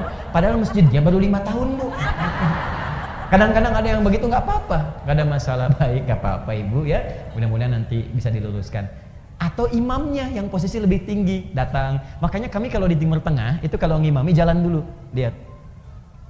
Ya, jadi nggak langsung di belakang ini, di depan nengok ke belakang. Ya, dan bahasa imam tuh boleh pakai bahasa lokal, nggak harus pakai bahasa Arab. Ya, contoh itu ada bahasa yang harus Arab sepenuhnya seperti azan, sholat harus bahasa Arab. Tapi ada bahasa yang boleh pakai makna dengan bahasa lokal. Seperti imam mengarahkan makmumnya. Ibu sekalian tolong rapatkan, luruskan safnya. Bahasa Arabnya istau istaqimu. Coba ibu paham mana? Yang pertama, yang kedua? Sama kan? Baik. Jadi nggak harus pakai bahasa Arab. Istau, sudah tahu. Tidak. Luruskan, rapatkan. Nah, kadang-kadang ada yang belum paham, maka bergeser, lihat. Bu, ini belum lurus, belum rapat. Nggak apa-apa kok Pak, di sini aja enak. Ah, kalau ibu nggak pengen rapat, gampang caranya. Jadi imam. Imam tuh nggak harus rapatkan kanan kiri, sendirian aja depan. Oh ya nggak apa-apa nih kalau gitu saya rapatkan, enak. Pertanyaan saya, kenapa sekarang banyak orang belajar, kok tiba-tiba jadi kasar gitu? Yang paling aneh itu begini, belajar Islam, tapi kok jadi berselisih? Kenapa? Pulang ke rumah berselisih dengan suami. Pulang ke rumah berselisih dengan tetangga. Anda tuh belajar apa? Nabi itu datang ke Madinah mempersatukan. Kenapa Anda belajar kemudian memecahkan diri? Coba cek, silahkan baca sejarah. Nabi di Mekah menyatukan. Datang ke Madinah mempersaudarakan Aus dengan Khazraj. Ini Anda belajar, tiba-tiba pulang jadi memecah. Pasti ada yang salah. Akhlaknya kemana?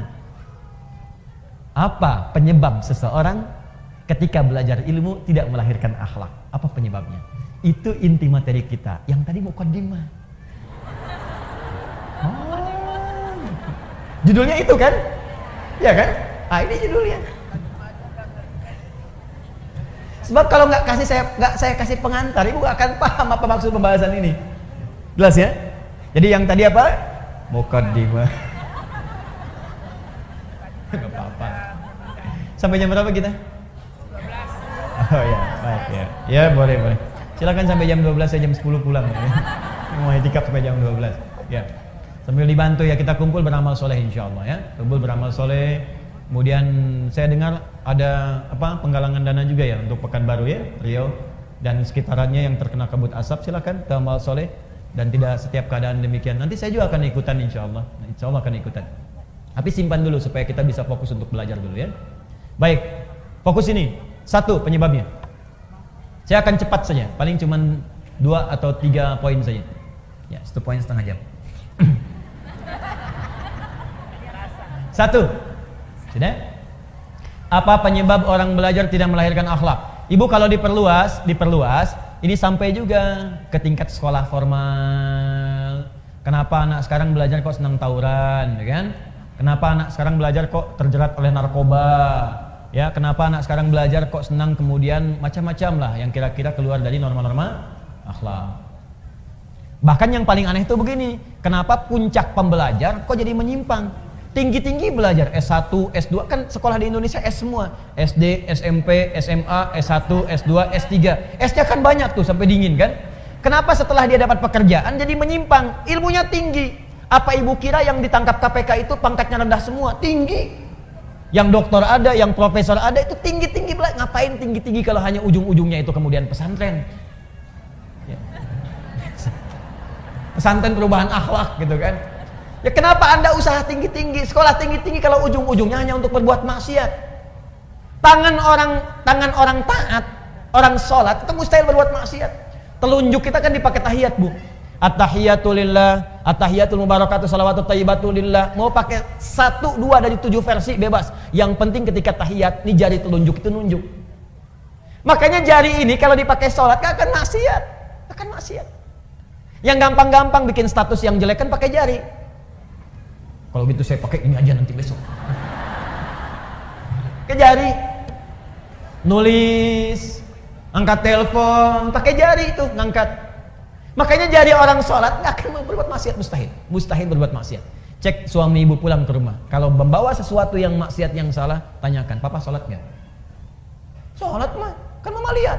Pak, tangan orang sholat mustahil berbuat maksiat. Tapi tawarannya tinggi mah, mustahil. Gimana kalau ditawarin 9 miliar? Katakan, Pak, tangan orang tahiyat tidak akan pernah berbuat maksiat. Gimana kalau 900 miliar? Nanti mama istihara dulu.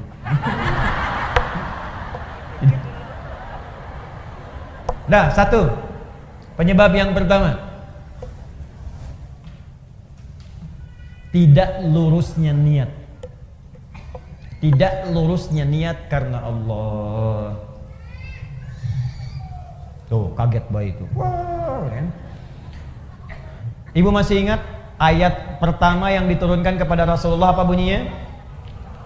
Iqra, bukan. Ibu salah dapat informasi.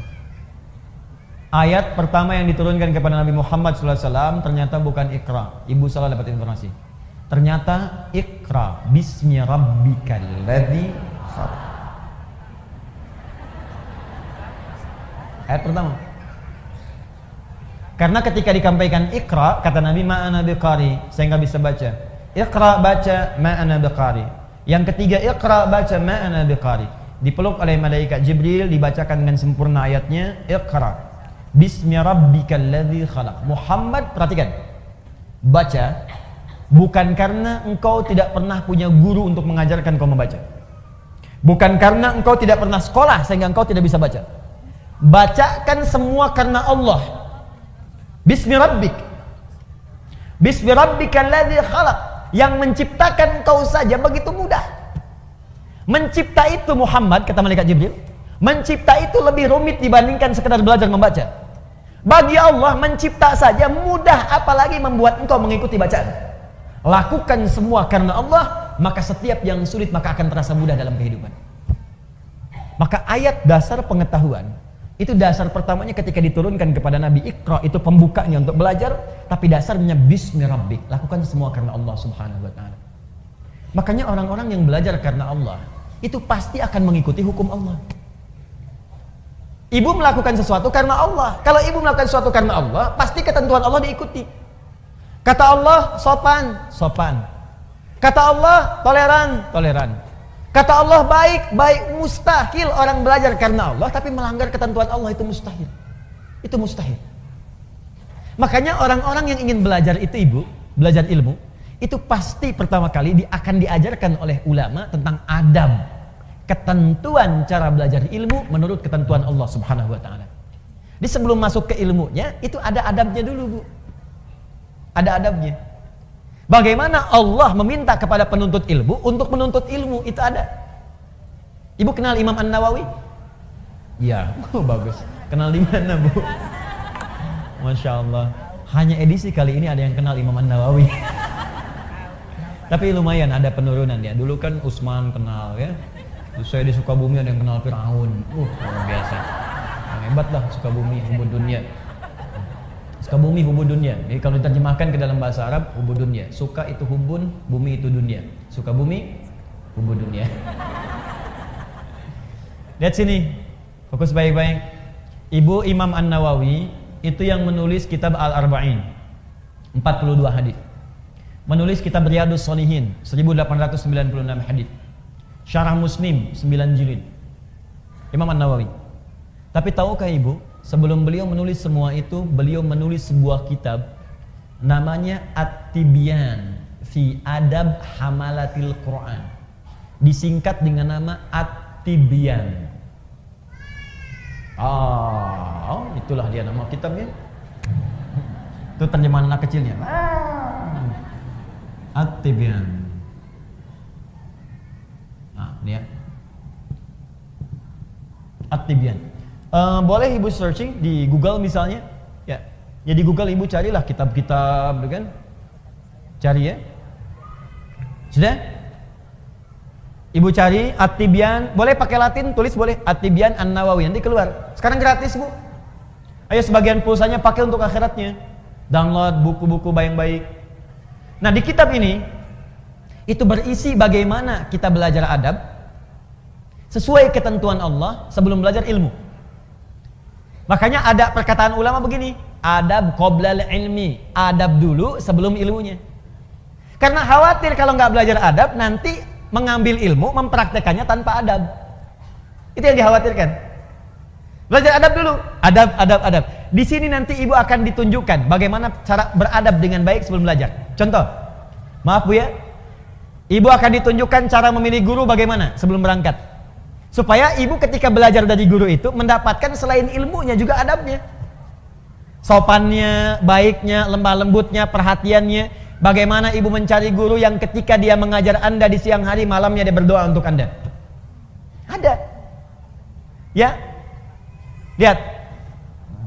Wala yuta'allamu illa mimman kamulat ahliyatuhu. Kata Imam An-Nawawi, tidaklah seorang penuntut ilmu itu akan belajar kecuali sebelum belajar dia akan melihat dulu siapa guru yang akan dia belajar kepadanya.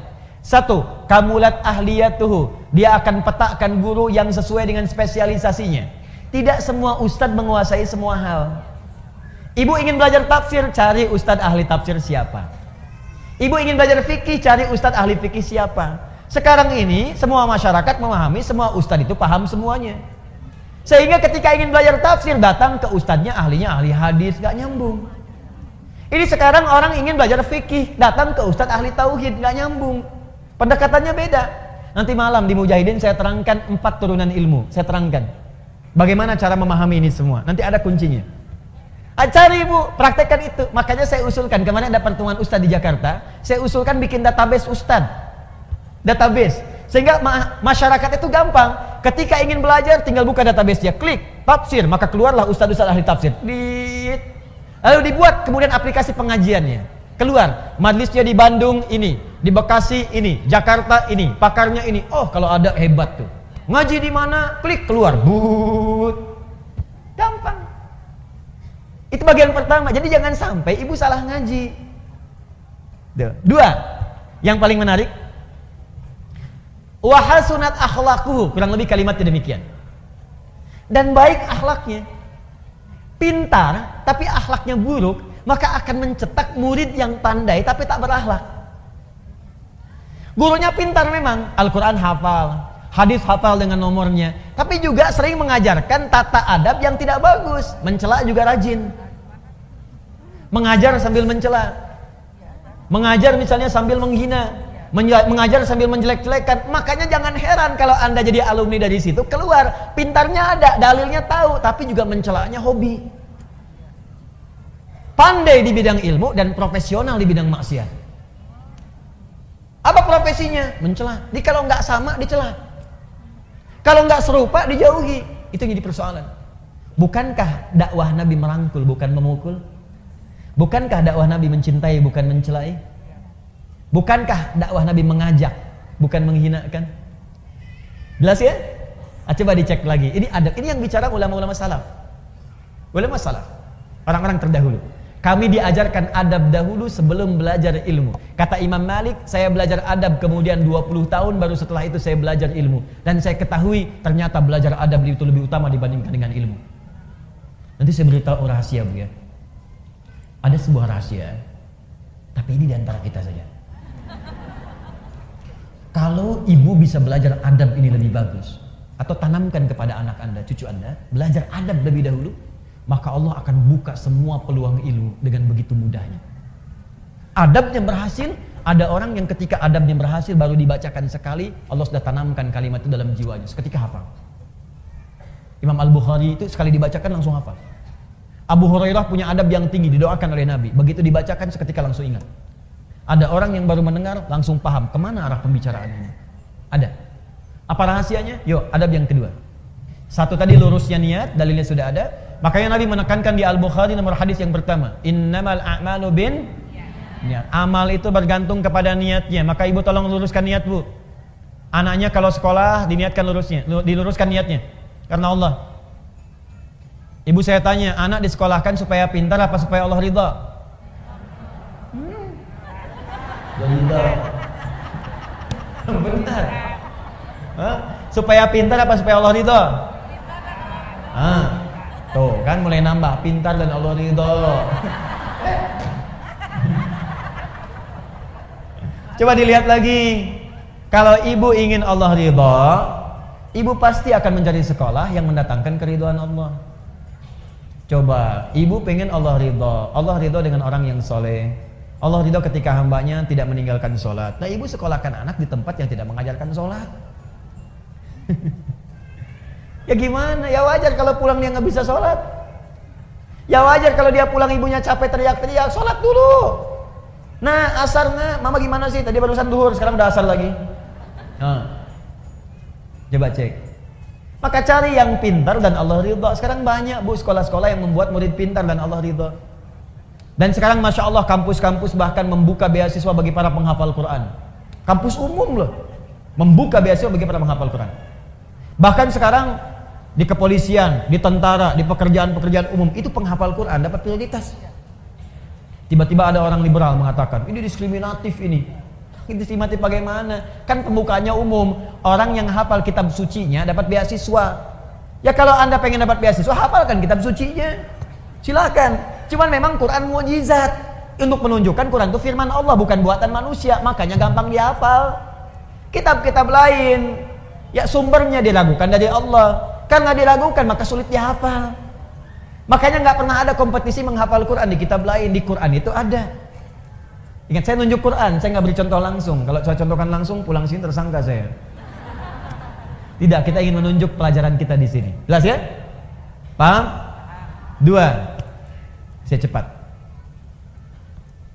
Nanti saya berhenti 5 menit lagi supaya kita bisa diskusi. Kedua, adab yang kedua, bagaimana seseorang dia bisa mendapatkan ilmu yang baik dari Allah Subhanahu wa taala sesuai dengan adabnya dan akhlaknya, maka dia menjaga hubungan dengan Allah Subhanahu wa taala.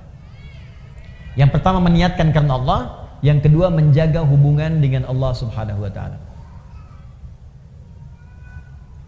Titik 2. dengan meningkatkan takwa. Ini rahasianya. Dengan meningkatkan takwa. Dalil Bu, dalilnya. Pakai dalil ya supaya kuat. Quran surah kedua Al-Baqarah. Quran surah kedua. Akhir ayat 282. Ibu lihat ke akhirnya saja. Akhir ayat 282. Paling kiri sebelah bawah di mushaf. Akhir ayat 282. Sudah?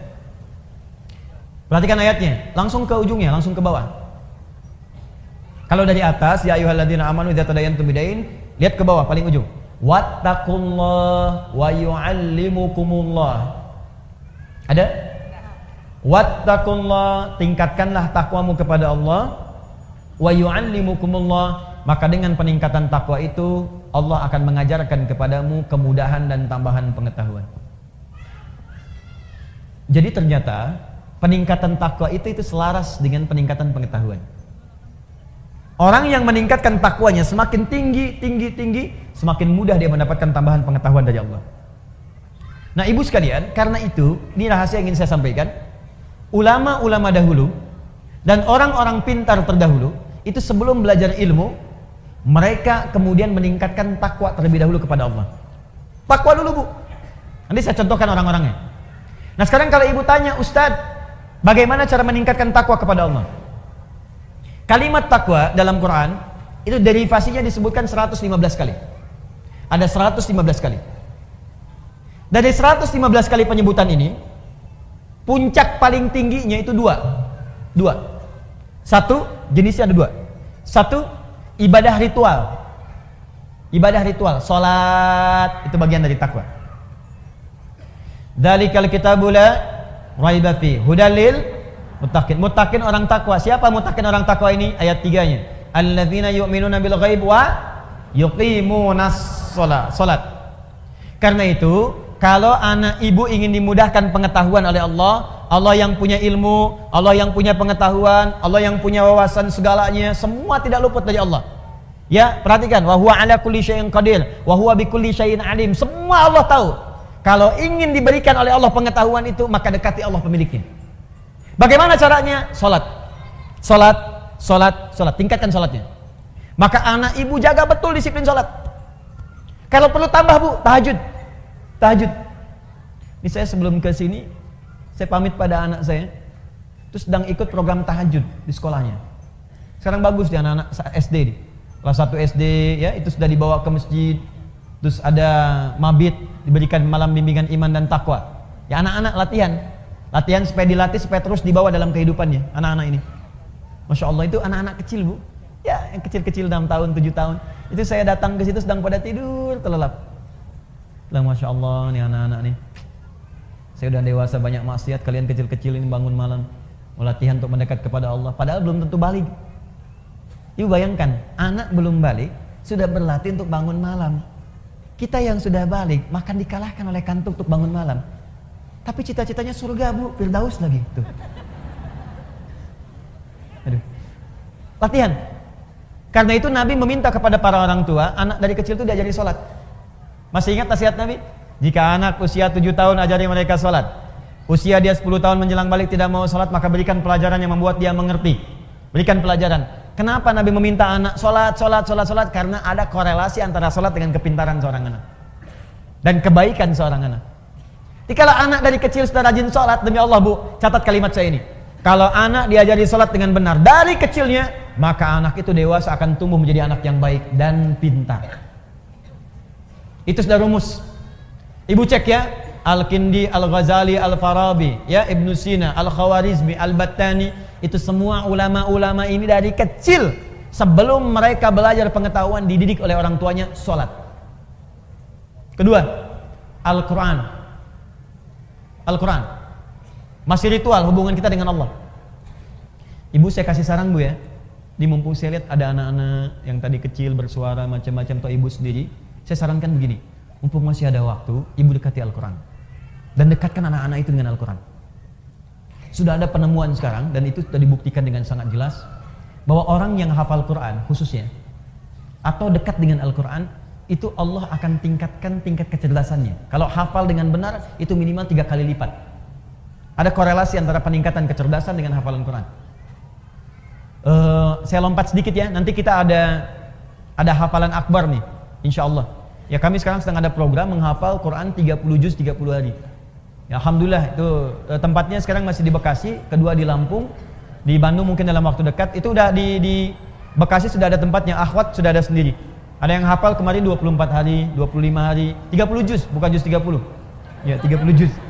Ada yang 24 hari, 25 hari, ada yang 30 hari. Dididik dan terjadi perubahan, Bu. Perubahan. Nah, saya berikan kalau ibu belum sempat, gini. Sebentar, pelan-pelan. Ibu cari murattal 30 juz. Misal dengan speaker aktif atau yang lain. Ibu putar aja di rumah 24 jam. Simpan di ruangan yang strategis. Di ruang tengah, di kamar tidur. Saya biasanya di rumah itu di speaker aktif ada sesuai dengan tempat lah. Di setiap kamar kami simpan speaker aktif. Quran 24 jam aja putar. Di ruangan tengah ada di situ. Jadi tiap hari yang terdengar Quran. Tiap hari. Itu suasananya beda, Bu. Akan lain suasananya, beda. Nah, untuk anak-anak kecil, ini ada rumus langsung disebutkan oleh pakar Quran. Kalau dia baru terlahir, di usia setiap bulannya, maka putarkan Al-Quran setiap juz setiap bulan. Berurut. 1 bulan 1 juz. A month 1 juz. 1 bulan 1 juz. Berurut, Bu ya, urut. Misal bulan pertama dia lahir 30 hari misalnya Al-Baqarah aja. Bulan kedua Ali Imran. Bulan ketiga terus sampai ke An-Nisa terus. Ya, misal itu bukan surat, maaf, juz. Juz 1 Al-Fatihah sampai 141. Juz 2 142 sampai 253. Juz ketiga ya 253 sampai dengan Ali Imran ayat ke-92. Terus juz 1, juz 2, juz 3 sampai juz 30. Jadi begitu anak itu usia 30 bulan, dia sudah mendengar 30 juz. Dan bayi itu fungsi pertamanya pada pendengarannya, bukan pada penglihatannya. Ketika usia 30 bulan artinya 2 tahun setengah. 24 bulan 2 tahun, 6 bulannya setengah, 2 tahun setengah dia sudah mulai bisa bicara. Dan dia sudah menghimpun di memorinya 30 juz Al-Quran. Anak itu, ini sepakat para pakar Quran, hanya tinggal diajarkan menghafal Quran 6 bulan, hafal Quran 30 juz. Di 3 tahun anak itu sudah hafal 30 juz. Itu yang dilakukan oleh orang tuanya Fajar dulu. Begitu dikasih ASI, bacakan. Ternyata saat dia bisa bicara 3 tahun, yang keluar di mulutnya Quran. Dicek, panggil guru dicek, Allahu Akbar. Ternyata dicek 4 tahun sudah hafal Quran 30 juz. Awal sampai akhir. Nah, ibu bisa praktek seperti itu. Nah, nanti antara hafalan Quran, karena Quran itu punya kurang lebih 52.000 kosakata. Penelitian menunjukkan orang yang banyak hafal kosakata itu akan berpengaruh pada wawasan. Dan karena dilatih cepat menangkap pengetahuan, dilatih cepat menangkap informasi, Quran itu kan paling dahsyat, Bu. Kami sekarang sedang punya proyek itu meng-MRI otak penghafal Quran.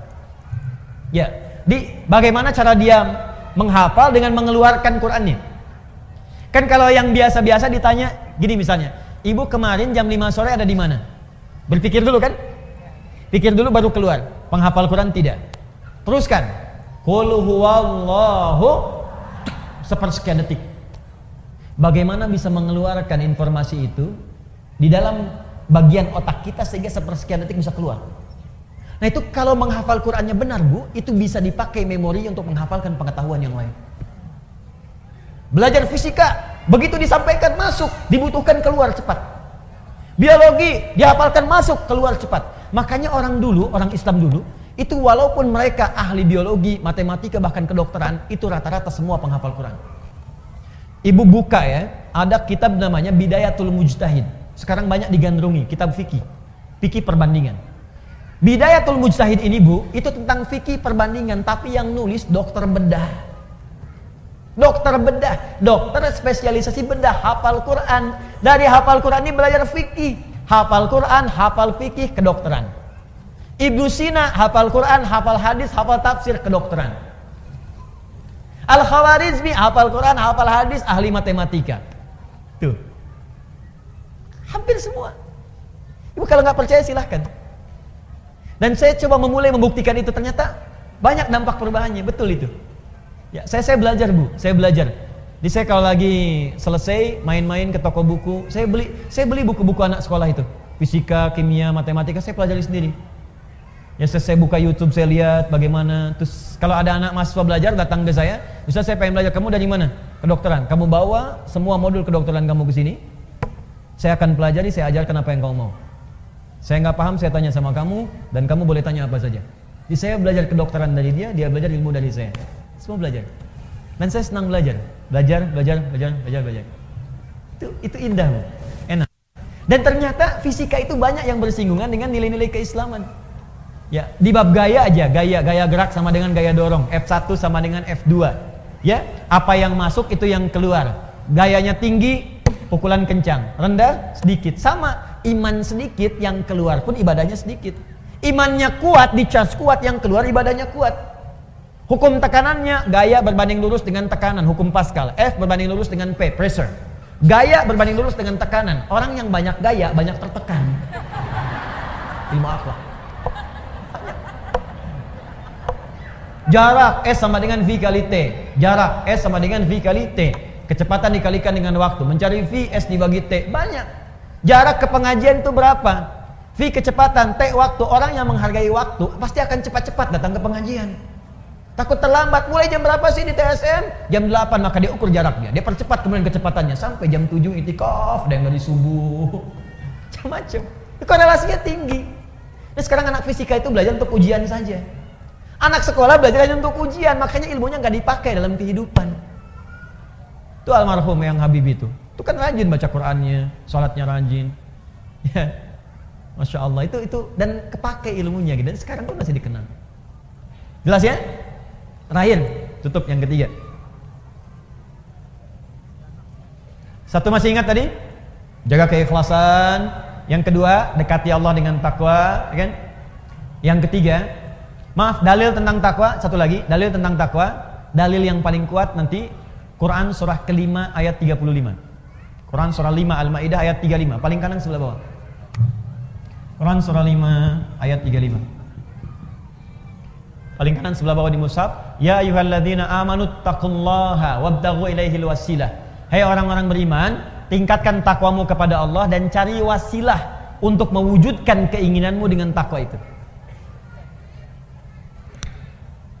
Maksudnya begini, tadi jenis takwa sholat, maka ibu dalam sujud minta kepada Allah keinginannya apa? Ya Allah, jadikan anak saya ya Allah pintar dan berkah. Minta dalam sujud. Terus baca Quran bagian dari takwa. Ibu setelah selesai baca Quran, jangan cukupkan dengan kalimat tahmid, alhamdulillah, atau tasdik, shadaqallah. Jangan cukupkan sampai situ. Selesai baca Quran, ibu berdoa. Ya Allah, anugerahkan kami syafaat dengan Quran ini. Ya Allah, perbaiki akhlak saya ya Allah dengan keberkahan Quran ini. Ya Allah, cerdaskan akhlak anak saya ya Allah dengan cahaya Al-Quran ini. Minta. Itu cepat dikabulkan. Saya lihat sekarang banyak orang baca Quran itu cuma selesai aja. Baca shadaqallahul azim, tasdik, selesai, sudah. Enggak, berdoa dulu. Berdoa. Nah, amalan terakhir yang ketiga, rajin bersedekah. Rajin bersedekah. Imam Abu Hanifah itu termasuk orang yang rajin sedekah. Enggak usah jauh-jauh, Bu. Rasulullah sallallahu alaihi wasallam, Masya Allah, itu kalau sedang mengajar juga demikian, rajin sedekah. Nabi itu bisa ribuan kali umrah, tapi dalam hidupnya hanya sekitar 3-4 kali saja. Ya, bisa berkali-kali haji, tapi tidak semua setiap musim haji datang. Apa yang beliau lakukan? Ternyata diantaranya mengajar para duta-duta mahasiswa yang datang dari luar. Abu Hurairah, Salman Al-Farisi, sahabat yang lain. Tinggal siapa yang ngasuh, yang biayai? Nabi. Di mana? Di sisi Masjid Nabawi. Ada supah namanya. Kalau ibu dekat Raudhah, sekarang wilayah Raudhah dengan yang masjid awal itu karpetnya hijau. Jadi kalau ibu nanti umrah di bulan-bulan ini atau ke depan, nanti kalau ibu ingin ke Raudhah, itu sekarang Raudhah karpetnya hijau dan sekitarannya sama karpetnya hijau. Itu yang karpet hijau itu wilayah asli masjid pada waktu dulu. Aslinya segitu. Masjid Nabawi sekarang itu Madinah tempo dulu. Madinah itu cuma segitu luasnya. Ya, di luar itu bukan Madinah. Nah, asli masjidnya itu yang karpet hijau. Nah, di sebelah arah dekat ke arah makam Nabi, Di kala makam Nabi dekat ke arah Baqi, sisi dekat situ ada yang disebut Suffah namanya. Suffah, Ahlus Suffah. Di Suffah itu ada para sahabat yang khusus untuk belajar ilmu saja kepada Nabi. Abu Hurairah radhiyallahu taala anhu, ya, ada Salman Al-Farisi, termasuk Ali bin Abi Thalib, Ibnu Abbas, Ibnu Umar, belajar aja. Itu yang biayai Nabi. Yang nggak ada bekal, Nabi kasih makanan, ya, kasih kemudahan dan sebagainya. Nabi itu. Dan masya Allah ilmunya berkah. Makanya saya diajari oleh guru kami, itu setidaknya kalau belum bisa memberikan sesuatu kepada murid, saya datang pada guru saya bertanya, Syekh berikan saya nasihat. Adinda, ya bunayya anakku, siang engkau belajar, malam engkau dekati pada yang memiliki pengetahuan. Maka mintalah kepada Allah agar ilmu yang engkau ajarkan itu meresap ke dalam jiwa-jiwa setiap murid yang belajar. Yang kedua, engkau doakan mereka. Dalam setiap malam engkau mengajar. Dan itu saya praktekkan. Pagi, siang saya mengajar, malam bangun, kita bayangkan lagi ngajar di mana, kita minta sama Allah, ya Allah, sayangi setiap orang-orang yang belajar. Ya Allah, berkahi ilmunya. Ya Allah, lapangkan kehidupan mereka. Ya Allah, mudahkan mereka. Ya Allah, pertemukan kami di surga. Ya Allah, himpun dengan keluarga. Ya Allah, jauhkan mereka dari maksiat. Minta gitu. Itu dampaknya besar. Tinggi dampaknya. Ada guru-guru yang lebih hebat lagi. Imam Abu Hanifah, itu sampai sedekah ke muridnya dan sebagainya. Dan itu berkah kemudian. Nah, sekarang dibalik, Bu. Ibu juga sama. Ada murid-murid yang ketika dia kemudian belajar, itu banyak di antara mereka yang mempraktikkan sedekah. Ada Syekh Nawawi Al-Bantani, Bu. Syekh Nawawi, beliau ini setiap akan belajar itu bersedekah di atas namakan gurunya dengan niat tidak ingin mengetahui aib gurunya. Di Imam Nawawi kalau mau datang kepada Syekh untuk talaqi itu sedekah dulu. Begitu sedekah, beliau niatkan kepada fakir miskin, kepada orang lain. Dia niatkan, begitu diniatkan, ya Allah, saya niatkan sedekah ini, dengan niat ini saya tidak ingin mengetahui aib guru saya sedikit pun. Makanya berkah sampai sekarang. Termasuk di antara imam besar Syekh Nawawi Al-Bantani, di antara guru yang tidak pernah mengetahui aib guru-gurunya. Makanya yang didapatkan ilmu aja, ilmu. Masya Allah. Ya ibu silakan. Ya misalnya kan ibu ada kewajiban zakat, keluarkan, kalau itu wajib. Ada infak itu ibu niatkan atas keinginan yang ibu dapatkan. Kalau pahala jelas, ibu ikhlas pahala dapat. Tapi sertakan di situ keinginannya mau apa. Ya, misal ibu sedekah nih, saya pengen bantu untuk yang di Pekanbaru, pengen bantu untuk yang di Riau. Ya Allah, jadikan dengan sedekah ini yang di Riau, ya Allah, mendapatkan kemudahan. Dan dengan kemudahan itu jadikan keluargaku mendapatkan rahmat darimu. Jadikan kemudahan itu sebagai kemudahan ilmu bagi anak cucuku. Boleh. Itu dalilnya banyak. Jelas ya? Makanya banyak orang bersedekah oleh Nabi kemudian diluruskan. Di antaranya lurus untuk mengarahkan keinginannya. Ya Rasulullah, bolehkah aku bersedekah untuk ibuku yang telah wafat? Boleh. Dia bersedekah diniatkan untuk ibunya yang wafat. Pahalanya mengalir. Ada. Jelas ya? Baik, maka ibu sekalian, dan sedekah terbaik tidak harus dengan menggunakan materi. Sedekah itu setiap amal soleh yang bisa dikerjakan. Berdoa, saya doakan ibu pun doakan saya. Murid doakan guru, guru doakan murid, itu sedekah yang paling bagus. Malam-malam tanpa harus tahu, ibu gak usah SMS saya, Ustaz saya doakan nanti, ya gak usah. Aku doain aja. Ya Allah ampuni dosa Adi Hidayat, ya Allah ampuni dosanya, ampuni dosa keluarga. Itu aja, saya gak minta apapun, itu aja. Nanti insya Allah keberkahan Allah turunkan, langsung Allah yang berikan. Mungkin tidak harus dari saya, mungkin dari guru-guru yang lain. Jelas? Baik, kalau sudah jelas, saya kira saya cukupkan untuk hari ini. Kita sampai jam 10 kalau saya tidak keliru. Ada 2 menit barangkali untuk menyimpulkan. Saya tanya dulu, ibu paham? Insya Allah. Jadi kalau kita mau beribadah harus pakai apa? Dalil. Contohnya dari mana? Hadis Nabi. Hikmahnya dapatkan, akhlaknya tujuan. Untuk mendapatkan akhlak itu kita mesti belajar dengan baik. 1, lakukan ikhlas karena siapa? 2, dekati Allah dengan apa?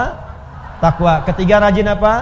Sedekah. Bisa dengan doa, bisa dengan materi, bisa dengan amal soleh dan sebagainya. Maka lakukan itu. Saya berikan 3 saja dulu untuk bisa memanfaatkan dan mudah untuk mengamalkan apa yang kita telah pelajari. Saya tanya, paham insya Allah? Siap mengamalkan? Yakin dengan Al-Quran? Siap mengamalkan Al-Quran? Baik, saya uji dulu ya. Saya uji 1 ayat aja, Quran surah ke-5 Al-Maidah. Ya ayat 100 sampai 101. Yakin dengan ayatnya? Siap mengamalkan? Ya ayyuhalladzina amanu. Hei orang-orang yang masih beriman, yang telah beriman. Jadi ini untuk yang beriman saja. Kalau yang enggak beriman enggak berlaku. La tas'alu an asya'a in tubdalakum tasukum. Kalau uraian sudah jelas disampaikan, sepanjang kau beriman jangan banyak dipertanyakan lagi. Khawatir banyaknya pertanyaan itu menjadikan yang jelas menjadi tidak jelas nantinya. Baik, jelas uraiannya? Paham? Masih beriman? Ada pertanyaan? Oh, alhamdulillah. Baik, kalau begitu kesimpulan telah disampaikan, uraian telah dijelaskan. Saya menyampaikan pengumuman. Yang pertama, Ibu insyaallah dalam waktu dekat ini kita juga bermohon doa. Kami telah menyeleksi se-Indonesia untuk membuat program kaderisasi ulama ke depan. Jadi saya ini nggak akan lama juga mengajar. Suatu saat mungkin saya akan berpulang, saya meninggal, dan saya berharap ada yang meneruskan kembali. Kita bekerja sama dengan beberapa kampus di dunia ini. Nah, alhamdulillah diberikan kuota beasiswa.